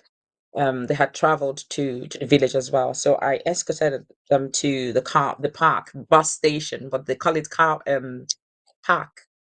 It's called the park. Mhm. So I escorted them there, and on my way back, after seeing them off, I made a brief detour to a church member's um home where I needed to pick up a novel that I read.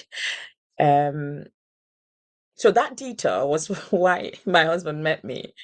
So Oh. when I picked up the book, I went on a bus, finally alighted at my bus stop in the village, and began walking home. And I saw someone who drove past and was looking through out, his window, and was driving and looking at me. So I just walked. And I think As he you do. went As you and do. turned around Uh-huh. and then followed me. And drove behind me and followed Uh, me, and then he said to me, "Oh, I'm looking for a place." And I said, "I don't know where you're looking for. I don't know that place." And he said, "Oh, um, were you born abroad? I like the way you speak." And I said, mhm. "No." He said, "What's your name?" I said, "I don't speak to strangers." That's what I said. And he said, I've had such a response myself in the past. So, hey, man, I understand, huh? Okay, but now we're going to hear the real story. Continue. yeah. So I said, "I don't speak to strangers. I don't speak to strangers." And he said, "Oh, well, who then can help me? Because I'm lost." Mind you, he wasn't lost. I know. He wasn't lost. So he just followed me. So I had my younger sister coming, and she said to me, "Who's this person driving behind you?" And I said, "I don't know." He said he's lost. And she said, "Okay." That she was going to get something from my mom. And then he Mhm. said, "Can you come into the car?" Okay, he said, "Who can help me? I'm lost. I don't know who else to speak to." I said, "Well, my mom might know, because my mom is very good, well, was very good. God bless her, departed. So with directions." Yes. And he said, "Okay, do you mind coming into the car and I will, show me the way to your house?" And I said, "No, I'm not entering into your car. You just drive behind me." So he just drove slowly and followed me, Oh. and then I Oh. got him and I just walked. He parked and he ran after me and he came into my house, and my mom said, "Oh, Uche, who is this?" And I said, "I don't know." And she said, Oh, he came into "You've your house. started." Yes. Yeah, he came to my house and I didn't know him. And I just left him and I walked away. So my Uh, mom my uh, mom said, "Oh, you've started," because I can be very very forward, and can tell you off and just walk away. And so he sat down with my mom, and he said to my mom, "My name is Nnamdi Kanu," and that mm-hmm. was it. Mm-hmm. And Good for you. and then we got talking, so I saw him off. And I think and then he came the next day. But before he came, I saw him in my dream. And then when he came, um exactly what he was wearing in the dream was what he wore to my house. Mm. Um so we got talking that day, the next day, and we just got talking about our aspirations, and who we want to be in the future, our hopes, and all that. I told him I wanted to run a charity because I am a person, I like to make things better.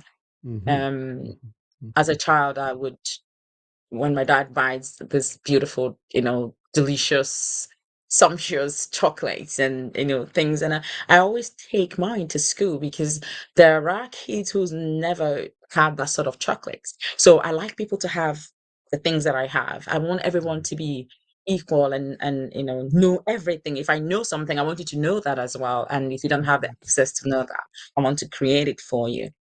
So, and he said, "Oh, that's very good." And then on the side, that's what I want to have on the side, and I wanted to run a business as well. Um, and he said I wanted to study chemical engineering. And he said, and then I asked him, what about you? What are your aspirations? He said to me with a very convinced and stern, it's not the way he said it. He said to me, "I want to save my people." Oh, uh-huh. Full stop. And Yes. I prefer a simple life. So he said, "I want to save my people." Full stop.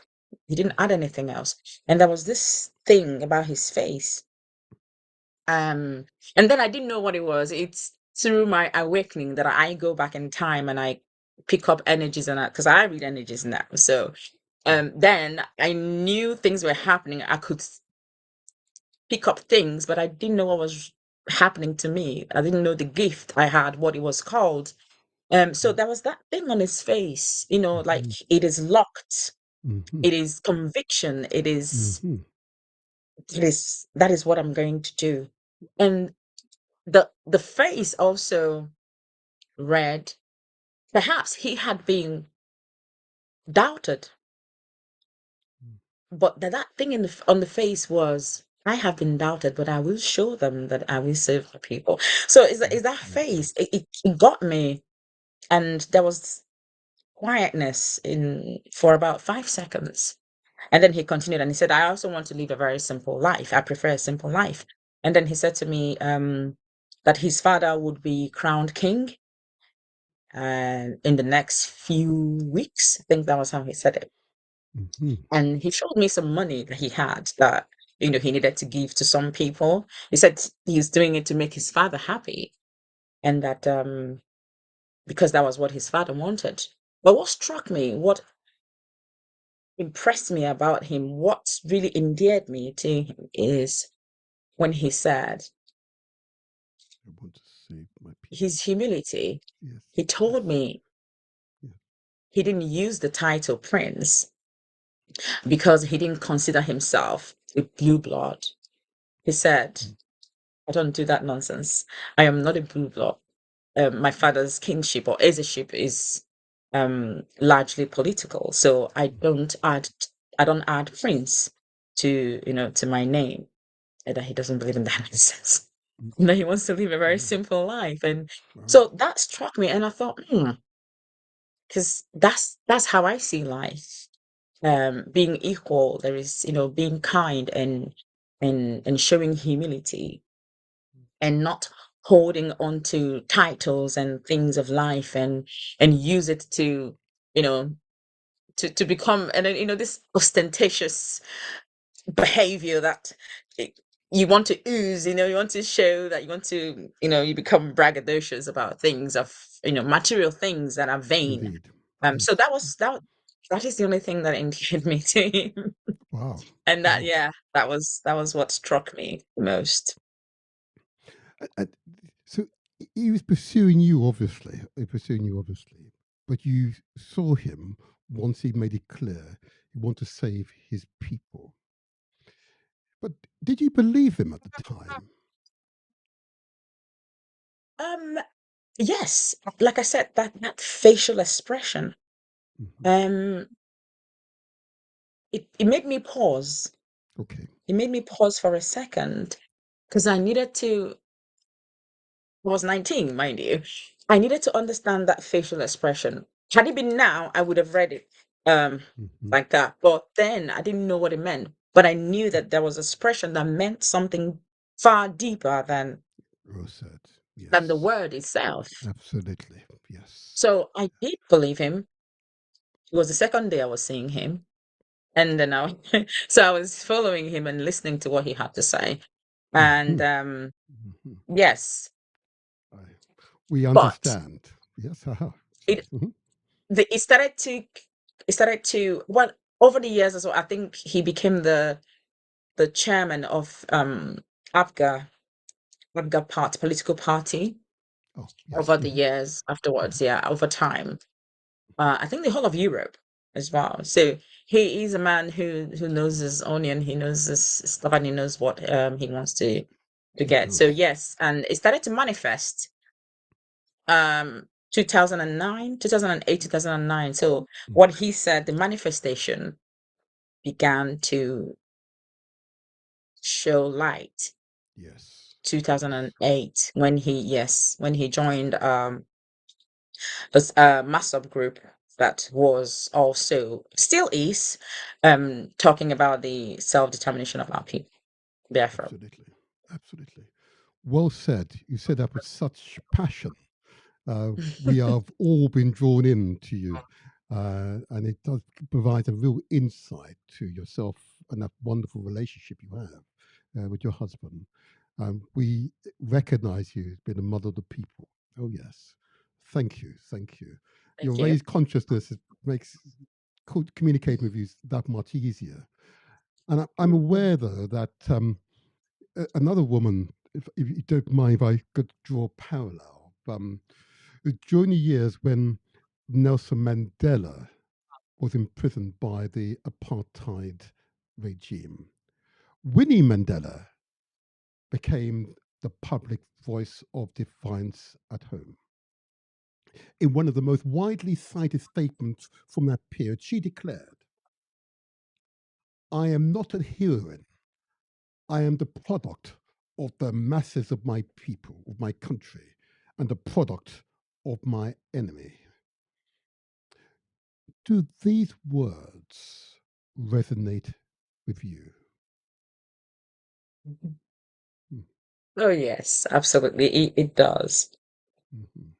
Even though there is some sort of disparity between between us, I'm sure you may have picked up some disparities because Okay. appetite, yes, within the sector, within the systems, just wanting a better treatment Mhm. by. But ours is being the fact that we are a certain kind of people, and we're not speaking to be just treated better in Nigeria. That has been asked, that has been requested, but since that is not happening, we are now saying, as a certain kind of people, we want Mhm. to be in our own ecosystem where Yes. we can decide what happens to us, and not where someone in the same system with us thinks us a lesser human, a lesser citizen, where you treat us, marginalize us, Mhm. and kill us, and nothing happens, and nobody says Mhm. anything about it. Mhm. So it's actually, yeah, so there's this disparity.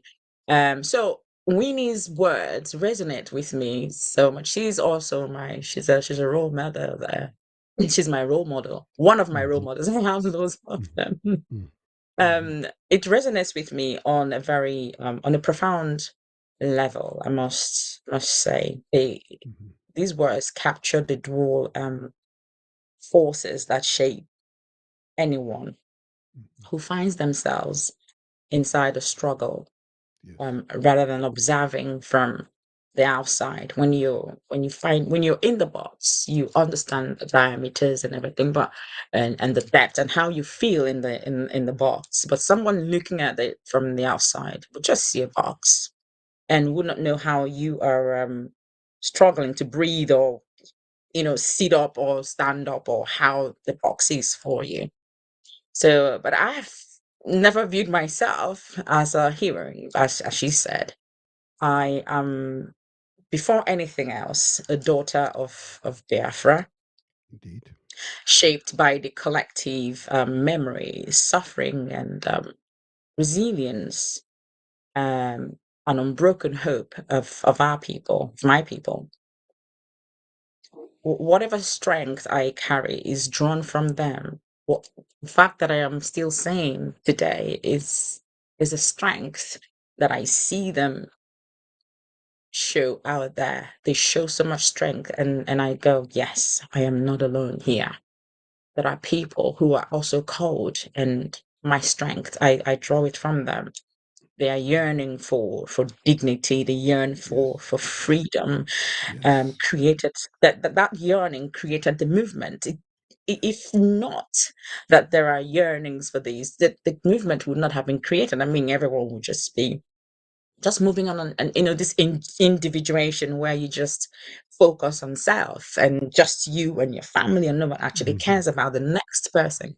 So that is where this movement was shaped from, long before any individual stepped forward. Long for my husband, simply one thread in that larger fabric.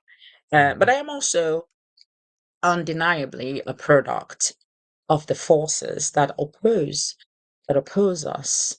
Just as I mentioned earlier, the killings, the state repression. It is there. I mean, it's undeniable. It's right there. It glares one in their face. The unlawful detention of my husband, the illegal conviction, using a wrong law to convict him, and having to maneuver processes to get to that very point. The intimidation of peaceful citizens, of our people, the silencing of voice, the massacring of our people, the killing of our people, killing of Christians, and then there's this media blackout. This constant operation that is right. This is there. You can feel it. These experiences have carved themselves into me. I bear this pain and this burden that I wish that that some certain people understand, to fuse together, knowing that unity is strength. And that is one thing that I'm also a Pan-Africanist. I love my people. That unity is one tool that we need, is the number one tool. And then the sub tools would be the unity of purpose. Yes. And that's where we can go forward. So this sharpened my understanding of what we are up against, and clarified why retreat is not an option, as she said. In a way, the enemy shapes in life, challenges can be an enemy, can be just situations. Regardless what we think of, how we see it, it shapes subconsciously, unconsciously, or consciously. It shapes us as much as it shapes our community, because we get shaped, and then we bring it out in the paradigm.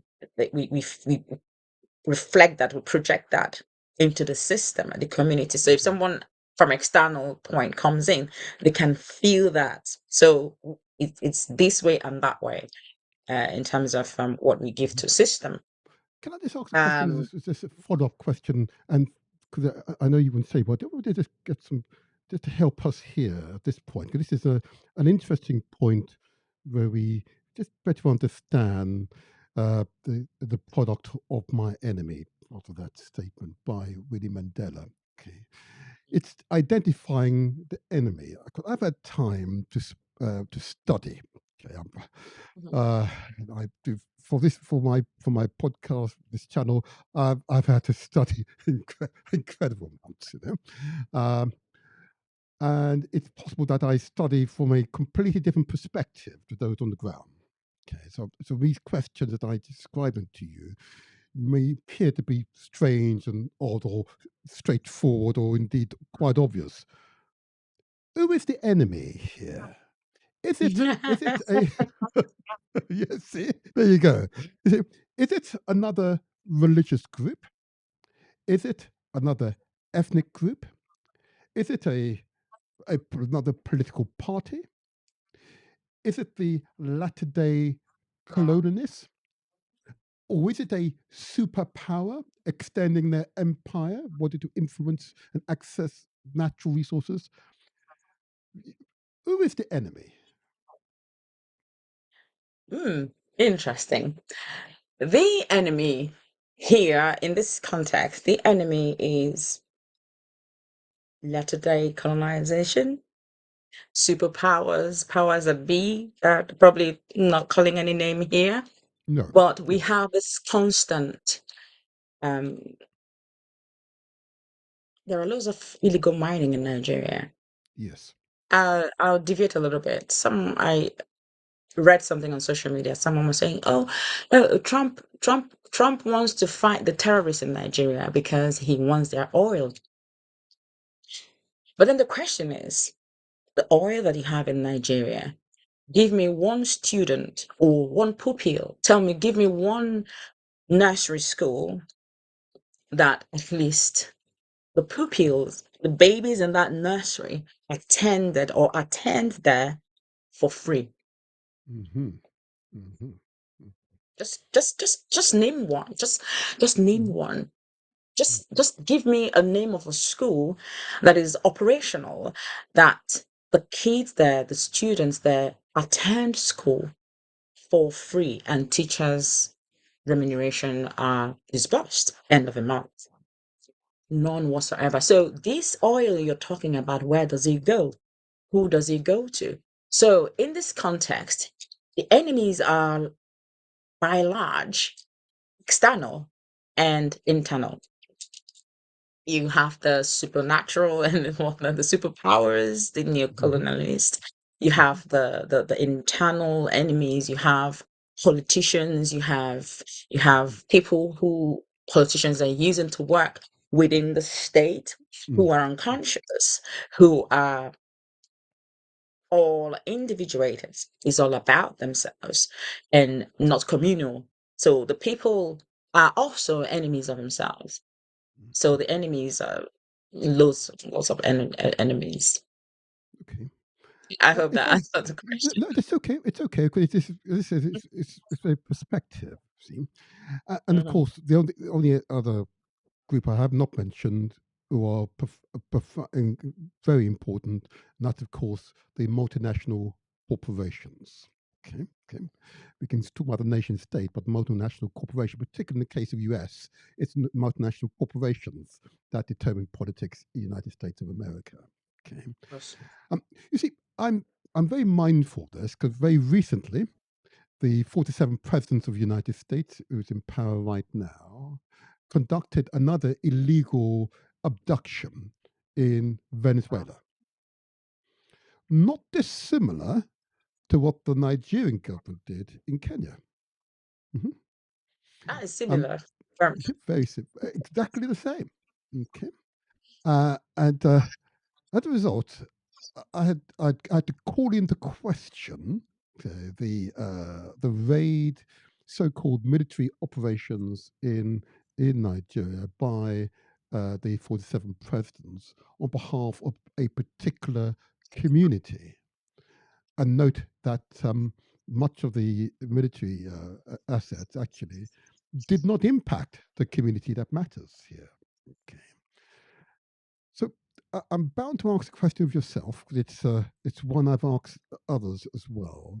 Is the enemy, particularly in the case of Biafra, okay, is the enemy the multinational corporation, latter-day colonists, or is it the religious groups who have been funded by external people to disrupt Nigeria, so you cannot grow, you cannot find your own local solutions? Okay. I definitely need to probe you a little further because you are a Mhm. woman and Yes. you take it from a different perspective to us men very often. Please. Yes. All three you mentioned Mhm, are correct. You have the multinational mhm, powerhouses. I mhm. mean, let's call it a name, but Shell BP. Okay. I wasn't going to, but fair enough. Yes. Yeah, I have to call a name. At least Yes. it would make some sort of sense. Mhm. So they, Yes. they are Okay. there. They have processes. Yes. They have if you go in, like, the corporate social responsibility of Yes. companies. Mhm. I don't see Shell BP. They are situated in. They have their blocks in the rivers area of Nigeria, the Delta, what they call the Delta, uh, where they operate. You have multinational powerhouses doing what is it called, lifting gold in the northern part. They are. And now Yes. you have the, let's call the radicalization, or the radical Islamization, radical Islamists Yes. who see another person as an infidel, whose goal is to kill that infidel, to either let you convert, allow you to convert, or exterminate you. We have that is enemy. So it is something that is inherent, and we can't continue to look the other way, because Agreed. I promise you that is one of the issues in Nigeria. See Mhm. Nigeria as They see Nigeria as a Muslim, or a Muslim state, a Muslim country, and that they Forgive me for own forgive me for Nigeria. interrupting. Forgive me for interrupting. Mhm, Again, part of the research I've gone into, what I noticed that many of these Islamist groups, radical Islamist groups, the majority of people who are attacked and subdued by them are their own mhm, fellow Muslims, in particularly the North Hausa people in the north of the country. Okay. And yes, mhm. most certainly they intrude in southeast Biafra, most certainly. But that appears to be where the majority of people are suffering, fellow Muslims who are not radicalized, and they're seeking to radicalize them. And there's clearly resistance, which is why I have reason to pause and listen carefully to what's been described. But it does appear, based on the evidence I've researched and from 4 or 5 different sources which corroborate this, that the majority population that are suffering as a result of the Islamist intrusion into Nigeria are Muslims, Nigerian Muslims. Okay? I've referred to them being Nigerian Muslim, or Hausa in particular, Hausa people who are particularly affected. Would that be a fair analysis of the evidence base at the moment, or would you say that acting Biafra specifically? Um, to be honest, yes, they're targeting the Biafran territories.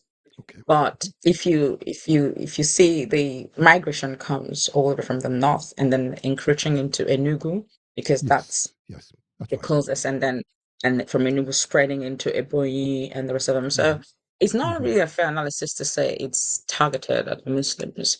They're going Okay. to churches. So the data is how it became a Christian genocide is by Hmm. data analysis, Hmm. where they go into churches to slaughter Christians in They do. church. They do. Yes.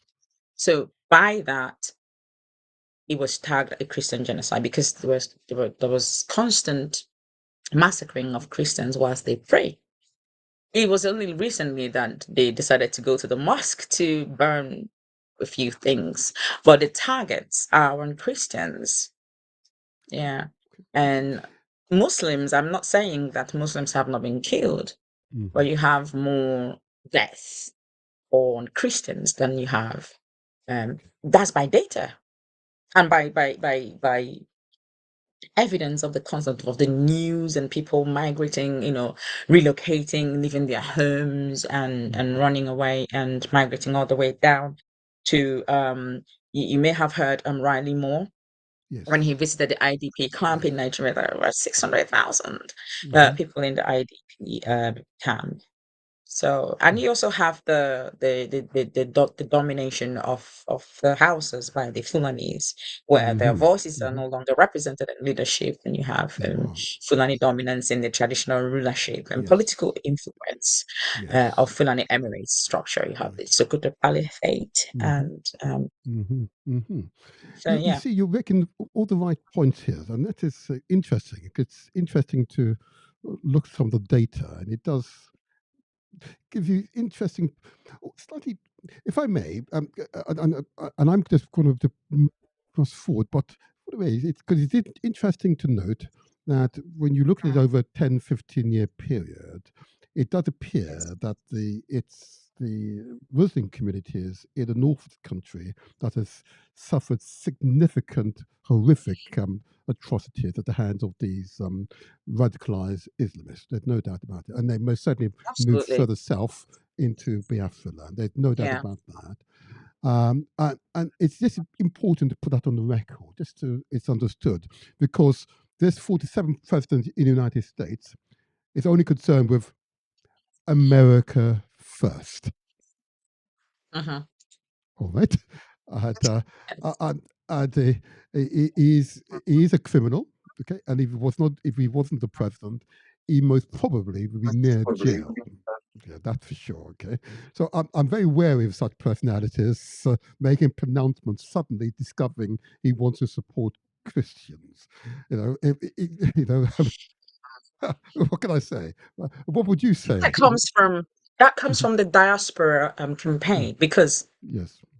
the constant killing of a people and the constant gathering of data, how these things are done, how you can actually arrive at a certain conclusion or inference should be based by live data. So Yes. we have our people in the US who have constantly issued and provided data and reports of massacring of our people. You have media blackouts that actually Yes. seals these things off and remove them from the they don't some of them don't report it, and there's constant suppression of these reports, and this constant manipulation of data. It's amazing how Yes. humans cannot face evil but try to tweak things to suit their narratives. President Trump have written him a letter to say this is what is happening, and I know that governments don't just pick up letters and just answer to you. You have to go through lobbying and so, and Trump is a self-preservation um student, is a self-preserver, so it preserves, and which is what every human should do: preserving your own, preserving your place, preserving your territory, and doing whatever necessary that is required to protect your people and to see to their progress, economically, security wise, and the rest of it. So Maybe this part of the question, maybe for another time, could be useful for us to have that further yeah. dialogue. I think it'd be very Mm, helpful, very helpful. But I'm going to say this. I've identified one of the greatest strengths of the indigenous people Biafra, IPOB, mhm, as its ability to mobilize the mass identity into sustained political consciousness across the Igbo homeland and the global diaspora. How crucial is the involvement of women and girls in ensuring that the IBOB's purpose is realized? Hmm. mm, And we're going to hang on to interesting. every word you utter here. They're here listening to you in the background. We're going to hang on to every word. I don't mind telling you, because you're the raised consciousness, so you understand why this question is so profoundly important to us all. Very profound, yes. Very profound. Thank you very much. Excuse me. Women and girls are very, of course, absolutely vital to not just IPB mission, to in every system. Women sustain families. As you Yes. mentioned, the beginning of this, Mm. you talked about I mean, the importance of women and how they need to be listened to. Yes. you know, Yes. which I must be as truthful and honest as possible. I'm a consciousness coach, so where there is a gap in the involvement of women, there is always a gap. You can there are so I'll come to that as I tell this. Women sustain families and preserve culture. You do have men go out and fend for the day, as had been back in the days, except now that things have changed. Well, women are involved in breadwinning, getting things done in the house and supporting the man. Well, their involvement ensures that the women's involvement in IPOB would ensure a holistic, inclusive, and grounded lived realities of our people. So because women's leadership and participation amplify the movement, Yes. the movement's moral legitimacy and resilience. The involvement of women, very importantly, is not just because it is about realization of IPOB's purpose and its existential. In any struggle, if they claim or speak for a people, or in any system or society, if they claim to speak for their people, but sidelines half of that people, then it's already compromised at its core. So IPOB's strength lies in transforming Igbo identity into sustained political consciousness, as you put it. I don't just see it as how there must be the realization of Biafra today, right now. So that's where the political consciousness, comes in. Women are both carriers and multipliers, which everybody knows. Everybody talks about how women are multipliers of everything that you bring.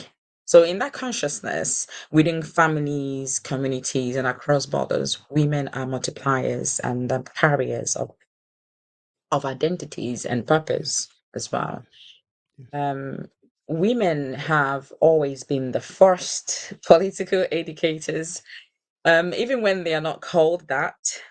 In our homes, it is often mothers, aunties, and grandmothers who transmit language, stories, values, and the emotional memory. The man, as the leader of the house, would set up this rule, and when he goes to work, when he goes away, the woman makes sure that that is what is happening. But so if you go away and the woman is not doing that, that wouldn't happen. You find the children growing without that core value that you seem to have mirrored across.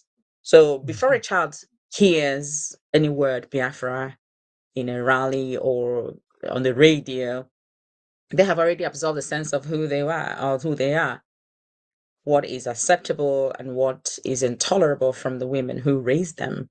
So the first time I heard about Biafra was my mom. She told me how they were. Her father was on the side of affluence, so they were having special deliveries of things and all that. But she did tell me how it became worse, and they had to move into the bush, and they had to kill lizards. They had to use lizards as meat. As meat. And so my father grew up in I think Equatorial Guinea, Ivory Coast. I think it's Ivory Coast. My dad grew up there, so he didn't know about the war. But my mom was the first person to have told me the story. And as I grew up, it wasn't taught in school, but we were taught about Usman Dan Fodio, the Islamist who was busy. So you see that that that molding of that narrative at the time that it starts to unfold, and then they took out history from the curriculum of students in Nigeria, which is one of the things that I and my team would have to move. And I run a charity, if I must put it here, and it's for basic education for children to be able to attain basic education, the hapless children who are not able to go to school. You have thousands of kids on the streets, Yes. and there are supposed to be free education, and it's nowhere to be found. And some of them are in love with education, but they can't attend, and it's Right. this pain So it is. that we all have to bear. So we also would. I heard some time ago that they have included history in schools, but I don't think it's taught anyway. People are nothing without their history. You don't know where you're Absolutely. coming from, and you don't know where you're Absolutely. going to if you don't have Absolutely. history. If you don't know, you don't need to be an expert, but you should know um, The who you history. are, what have Yes. happened Yes. in the place where you're coming from, and that will help form who you will become and mold you in the future. So beyond the home, women and girls are crucial in sustaining the moral legitimacy of a movement. Can I A just ask struggle you at that this visibly point? includes Mm. women. Can I just The ask you this point? thinking, Is, yeah, if I may, just ask you this point, and there may be some subtle differences here. Is it women? Let's say if I focus on women, okay, uh, their role is to ensure the transmission of culture, heritage, understanding of our place in the world. Yeah, Mhm, you spend more time with the child at the crucial formative stage, primary mhm, stage. Okay, mhm. is that occurring within marriage, or within the village, or an individual operating but conscious of her heritage? Which is the unit in which it is happening in? Is it in marriage? Is it happening within a village context, or is it an individual woman who just happens to be conscious enough to be able to teach that child? Which is the format in which it is happening? Mhm. It happens. It happens from the family unit. So Is that by a man and a nature, woman, working together, or is it or is man it and a woman, a, okay? a man and woman working Mhm. together, but Mm. the Okay. woman, because regardless how the woman goes out to fend, because in Hmm. a unit, in a system, Hmm. that is how we came into this world, to say that the man goes out to to provide for the family while the woman sits in the house. So Hmm. when the men go to war, go to fight, go to Hmm. detained, Mm. exiled, and the rest of Mm. them, the women are the custodians Yes. Okay. of that very unit. They go on to imbibe the culture, the teachings, the values. So most times in family units, the mother and the father are working together, but it's probably about 5% of the men spending more time with the children. The rest Hmm. of the percentage is the women spending that time with the children. So the Yes. women mold has a higher access to molding their Okay. children. You know, I've seen loads I, of families where the children you're tilts to the right. mother's values, not the Right. father's. Right. No, And then you are right. I'm probing this just for and it's helping others to better understand that the family unit is where a man and woman come together in order to maintain the unit, or is the family unit one where a woman is operating within a much broader village context, as it were, and you may have relatives and others around you, to take the village to raise a child, as it were, or is it mhm. a woman who may live in London, let's say, but it may have some consciousness, but is trying her best. Um, which is the optimum configuration to ensure that culture, heritage, pride, and strength is being transmitted to the next generation? It is the woman, unfortunately. I mean, you may not like this, but It's okay. in the unit, it is the two parent, the man and the woman. That is, these are the two people that create what the next generation sees. But who Mm-hmm. actually holds it? Who is the bedrock? Who is the lamp holder Mm-hmm. of that? It is the woman. Mm-hmm. So even in diaspora, the role of women and girls have become even more pronounced. where they're the ones who navigate institutions, advocate in professional spaces, build alliance, and then translate, struggles into languages and frameworks globally for the global audience to understand.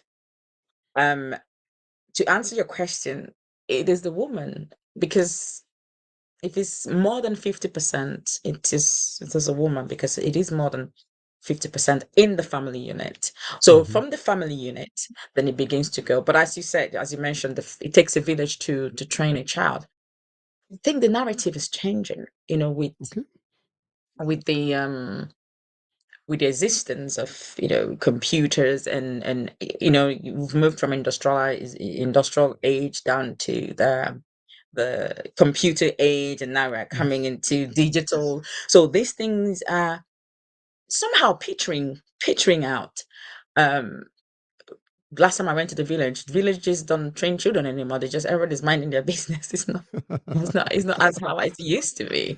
But these certain small cells in villages, small units, are still there, where the women would go and sit together to talk about their side of things in the village, in the community. And men, there's always this fraction, men here doing their stuff, women there doing their stuff. So if I give an example, back in the days, if the men go for a meeting and there is a new law, um the man goes home to tell the wife, and the wife now breaks it down to the children, you see. So Yes. it lies with the woman. It's very important. It lies with the woman, yes. Absolutely, absolutely. These are further questions, which another occasion, if we can, we will just probe further, because it's a pretty fundamental to the unit that support a civilization. Okay. And you say, man and women work. There you are. I paused it there. There's another hour or more of that interview, and it became increasingly intellectually, emotionally engaging. What a remarkable woman she is. What a remarkable woman. Thoughtful, compassionate, full of wisdom, full of guile. Incredibly brave, incredibly brave. But I'm assuring you, there's much more where that came from. Later today, the entire podcast will be published. It'll be a series of 20-25 minutes for each episode, just so it's in bite-sized chunks that you can manage. But it is truly informative, inspirational, motivational. She said she's a motivational coach, a life coach, and it is one that you must watch. I implore you to watch. It'll be published later today. Share it amongst your network with your friends, your families, and beyond. And of course, don't forget to comment. And if you haven't subscribed to our channel, please subscribe. It just helps us out. It tells the YouTube algorithm the content being supplied is truly inspirational and is worth recommending to the billion or so others who are subscribed to YouTube. But I'm assuring you, that was a powerful experience. And I say to the great man, Mazi Nnamdi Kanu, that you have a remarkable wife. And we anticipate great things from her in the future. Oh, that's for sure. Oh, that's for sure. Oh, that's for sure. That's for sure. But we are over time right now for this podcast. It's live transmission. But before I go, and please stay with us just for a few more minutes. Early on, we talked about Hurricane Melissa and its impact on the island of Jamaica, a profound impact. And you heard from the school principal making that appeal. We also heard from Lee Jasper, who announced a serious initiative to persuade Britain's government to give more to the Caribbean, more to Jamaica, to aid a rapid recovery, build back better. I understand that Lee is organising a series of meetings across Britain, and apparently there is one being held today that's now been brought to my attention. Okay. Now that it's been brought to my attention, what we need to do is understand where it is and so on. Now, I understand Lee's tried to make contact with us, but was unsuccessful. And I'm sorry about that, Lee. But if we can receive details of this event and where it is, then I'd be more than happy to include it in this podcast if it's available. Oh, it's been made available. Oh, I've been told it is being made available. Give me a moment. I'll put it on the screen. It will come up on the screen in a moment. There we go. Oh, there you are. Oh, we've got it. There you are. We've got it. In fact, it is a meeting has been held today in Wales. You mentioned Wales earlier on in the Sanatan Dharma Mandal Hindu Community Centre, which is in Lewis Road, Cardiff, and postcode C for Charlie, F for Freddy, 24 5EB. Okay, and it's been held from 2 p.m. to 4 p.m. today. Forgive the late notification. You can see the QR code on the screen. It's free to attend. You can register your attendance via Eventbrite. Okay, and he's encouraging us all to sign the petition. There you are. And that's the South Wales Jamaican Society organising that meeting. Well done, well done, well done, well done. Well done, Lee, for keeping up the good work. The details are there on screen, and this is a live recording, so therefore it is being recorded. This is a charitable venture to encourage people to come together in common aim and common purpose, and in the hope that raising consciousness will encourage us all to work together so that we can encourage the government to give more to the Caribbean to mitigate the damage, to repair the damage caused by Hurricane Melissa.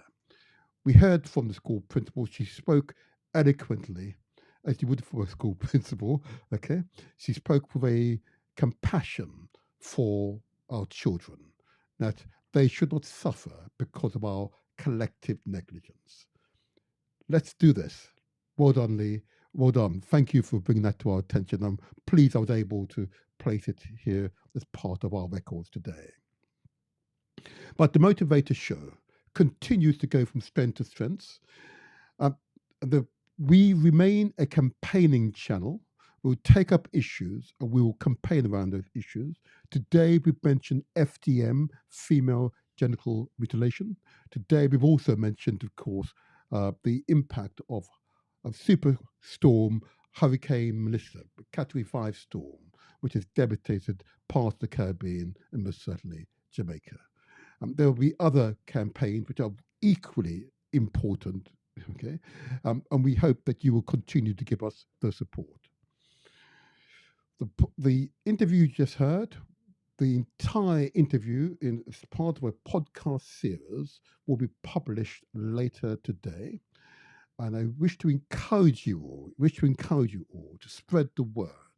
The work of the IPOB, the Indigenous People of Biafra, is one that we must commend. It is part of that Pan-Africanist struggle to have the original boundaries of Africa reinstated so that you can, would hold your heads up high, engage with your neighbors as equals. And so we can realize the broader ambition for a greater Africa, united Africa, a Pan-Africanist Africa. Well done, well done. Well done, IPOB, and well done to the leadership and the followers and the supporters thereof. Okay, let there be peace, so we can create prosperity for all. Let there be peace, so we can create prosperity for all. Until the next time, I remain the motivator. Please look towards our next podcast. Go to our YouTube channel. Look and review our prior podcasts, I'm assuring you, you'll find them truly an inspirational experience. And if in doubt, ask questions. Until the next time, I remain the motivator.